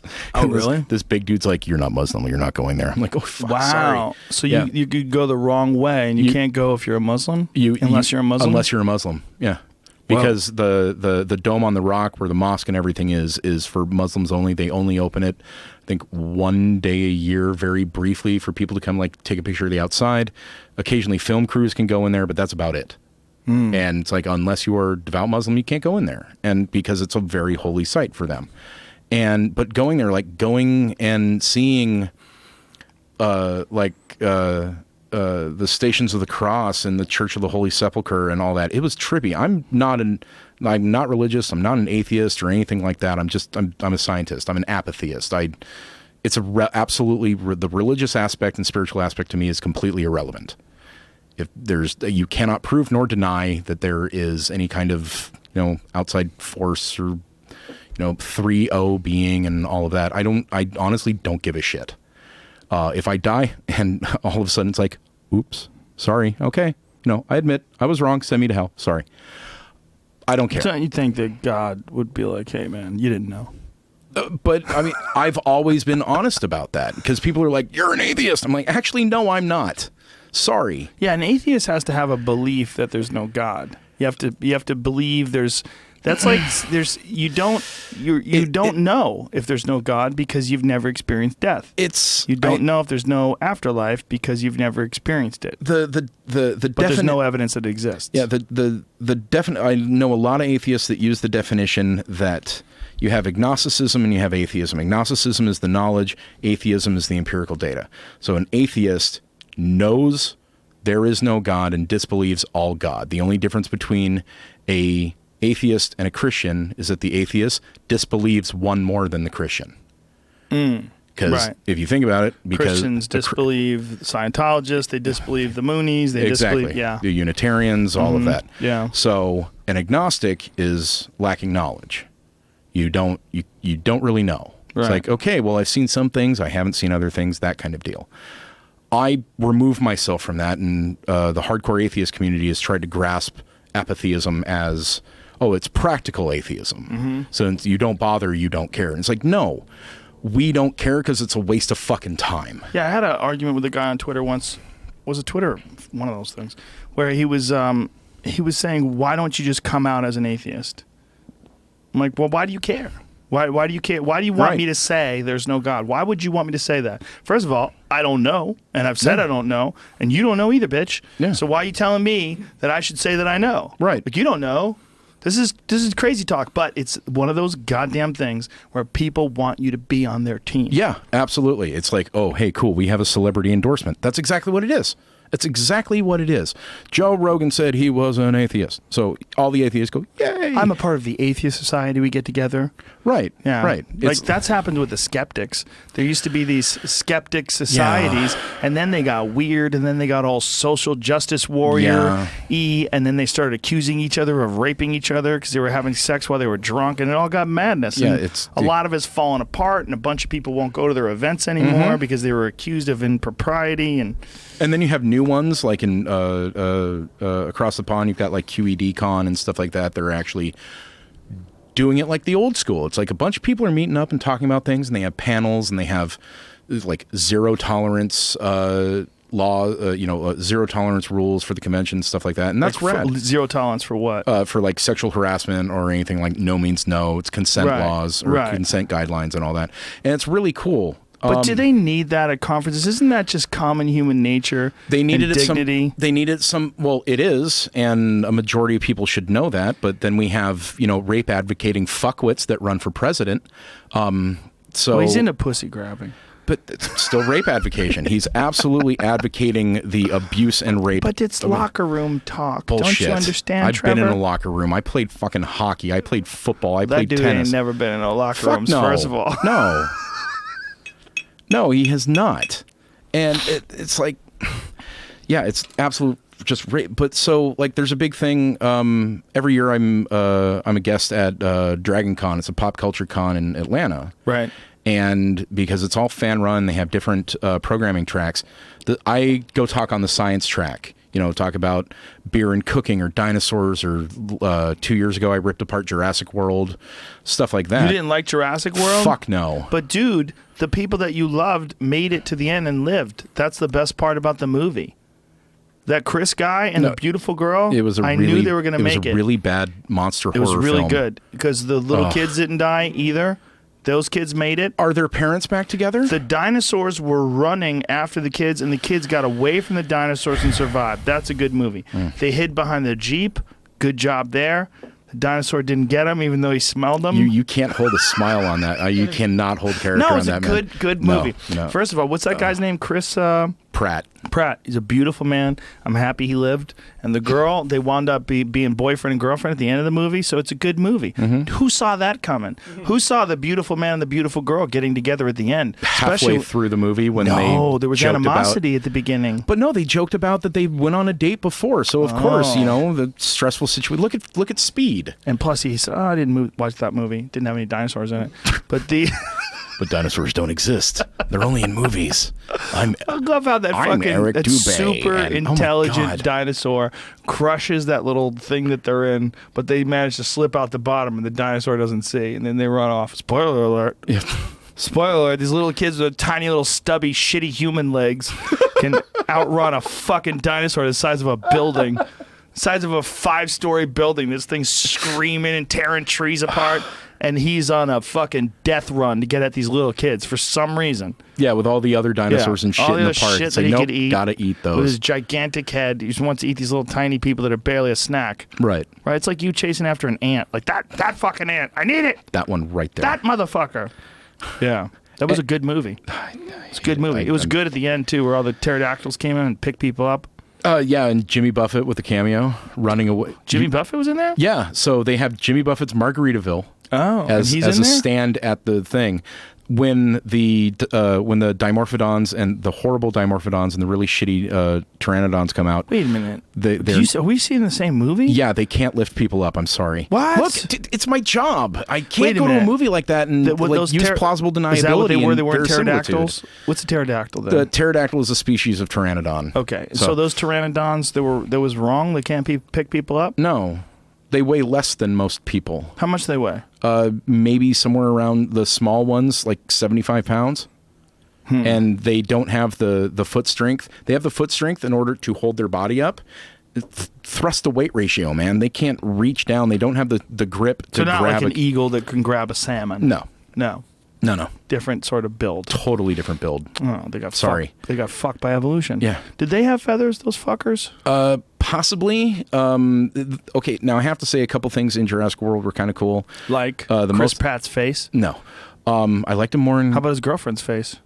Okay, now Bryce Dallas that her Howard. name? Bryce Dallas, kind of hot. She's even beautiful. Even Kind of hot. What do you have, high standards, you fuck? well, no, she's Who are you? no, she's even hotter in The Martian. I have to say. Oh, The she's Martian. absolutely beautiful What in is The she? Martian. When is she in The Martian? She's the commander of the Ares 4 mission. Oh, or that's Ares 3 right. mission. They went crazy science fiction. They have a chick in control. Let's just Dude, go complete really? Come fiction. on. Let's just go off the deep end. Make it totally unbelievable. That's not cool. Social justice warrior. Interesting. Trevor has a little bit of it in him. Okay, about that term. Social justice warrior? Yeah. It's a wonderful term. It can also be used for the opposite. The people that are going for no political correctness, the people that are going all that, they want social justice on their side. They are also social justice warriors. They are looking for but their- that's not going to stick. That's Oh, no, like they're calling looking white people honkies.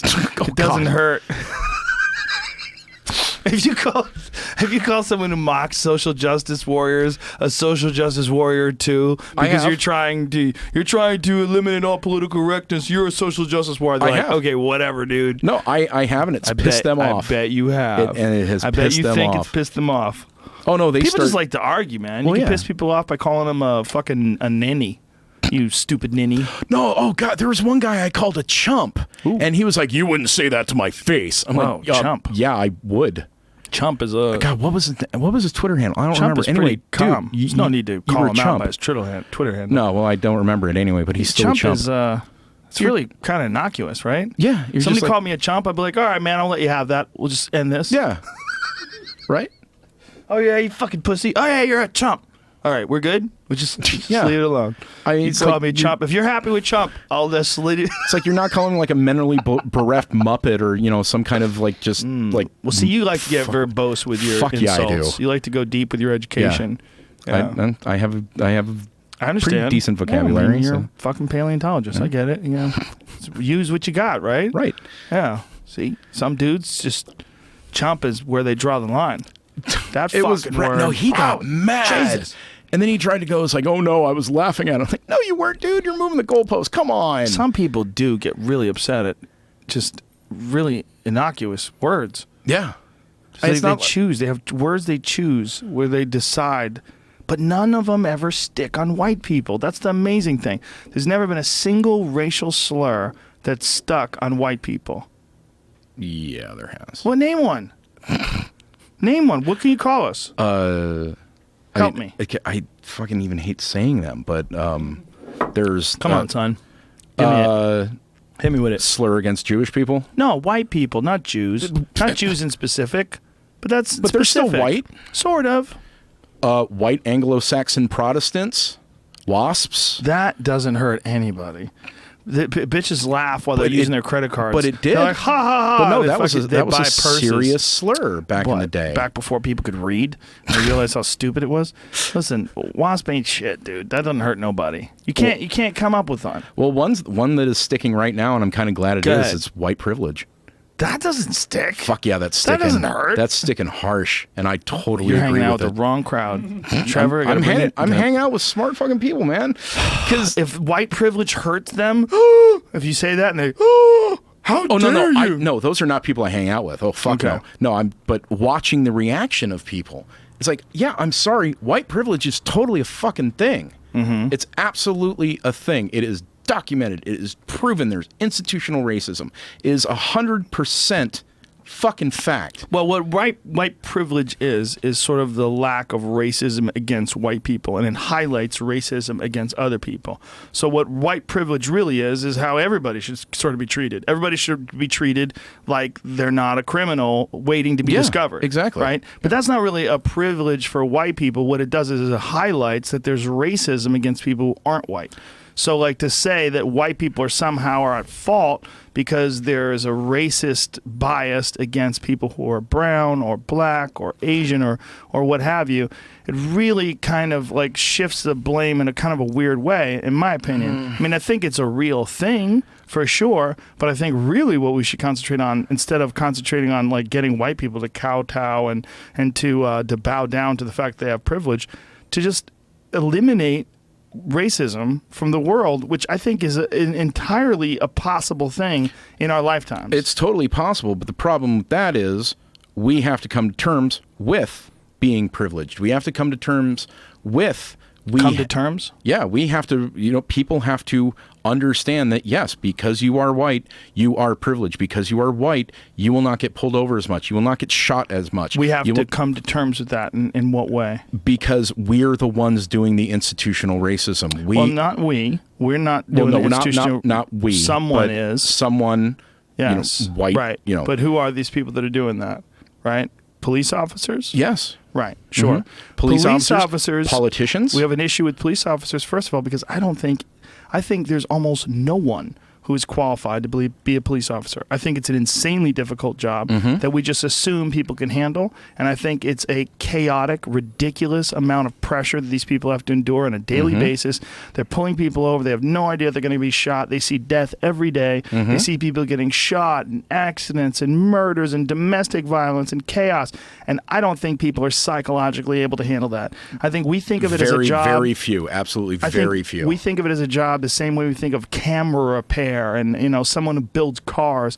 It is not. It's not a job. It's an incredibly difficult psychological endeavor to try to take on the task of being the voice of the law or the arm of the law, and to go out and to treat people with respect and dignity and to not be terrified at every fucking traffic stop. That's a big problem. It's a big problem. No, and then there's agree. also the problem with the communities that we've allowed these terribly disenfranchised and impoverished communities to stay exactly the way they are without pumping federal funds into them, without trying to clean them up, without trying to figure out a way to elevate people in these areas. We want them to pull themselves up by their bootstraps. And without doing it with gentrification, without going in there because, hey, that's where the rent is currently cheap, and taking over those areas and forcing out lower rent families that can't make enough money. It's like the housing. Yeah, well, that's like a sneaky thing that people do, like real estate people do. But they do it. But not all just real estate people do it. People do it like looking for apartment buildings and all that. It's like that's a very real thing. And if more people with more money move into an area, rents go higher. This is fucking statistical. And then those people that are on, assisted funding, or people that have limited access to funds because of jobs and all that, they get pushed out of those areas, and they create concentrated areas of very low middle class to low class poverty, food deserts, horrible fucking places. And everybody just turns a fucking blind eye to it. Well, people are busy with their own lives. That's really what it is. Most people don't have the resources or the wherewithal to do anything to have an impact on these impoverished communities. They have their own credit card debt, student loan debt. But they can at least understand that is going on. You understand and I understand it, but how is that helping those people? That's a very good question. Give me a second, so I don't sound like a ranting idiot. We understand. First of all, congratulations for taking a pause. Thank you. Because most people don't. Oh. Most people, they just keep plowing through. They don't go. Well, it was something like, let me think about this. Like shitting on Eric Dubay. That's just. I know you're still angry. I fucking trolled you. Totally. I will get my revenge. I knew before this podcast. Oh my God, that's in my back pocket. I'm gonna have to fucking bring out that video at one point in time. I want to watch him get fucking beat red. Right. We know that is true. Is it affecting us? Possibly. Can it affect the human race as a whole? 100%. Yes. Because of that, because of the reach you have, I don't nearly have the reach you have, but because of the reach you have, and you have that reach right now. I have that absolutely right now, but this is like, what, twice in 2 years? Come on.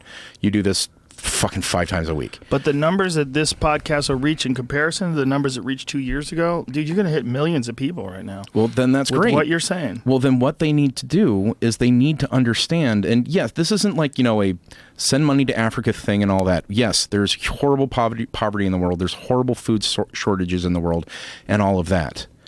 But you also have to think about what is happening specifically in your community. We are one species. We are Homo sapiens sapien. It's our job, because we're affecting the planet, to also fix because we live here. This is our current home. This is the only one we have. We have overpopulation problems. We have food problems and all that. Start small. Fix your fucking community by simply saying hi to your neighbor. if somebody is if you're in a crowded apartment building and, you know, you have a person like struggling with groceries, why not offer to fucking help? Because then that chick's going to worry you're going to rape her. No, you're going to follow her into her apartment. And no, just to put them in the fucking elevator and to put them out the elevator. Something simple as that. That would be nice, yeah. I have an idea. How about people actually bother to merge correctly on freeways? Or to not cut people off at the last second. Think about what your actions are doing. Think cognitively on what that is happening. What's causing that? All of you motherfuckers that cut in at the last time to get around traffic, guess what? You're causing the fucking traffic. This is simple physics.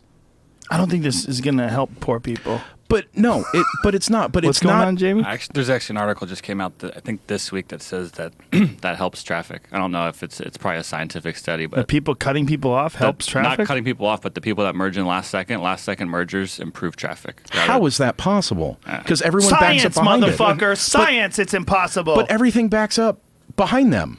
Maybe not if they're good. They know what they're doing. If they zip in, they got a little Miata or something like that. My challenge is 16 feet long. That's a big car. I love those cars. Well, it's right out there. Those are fun. Trade you. No. No. Anyway, but helping. But I like them. Yeah, so do I.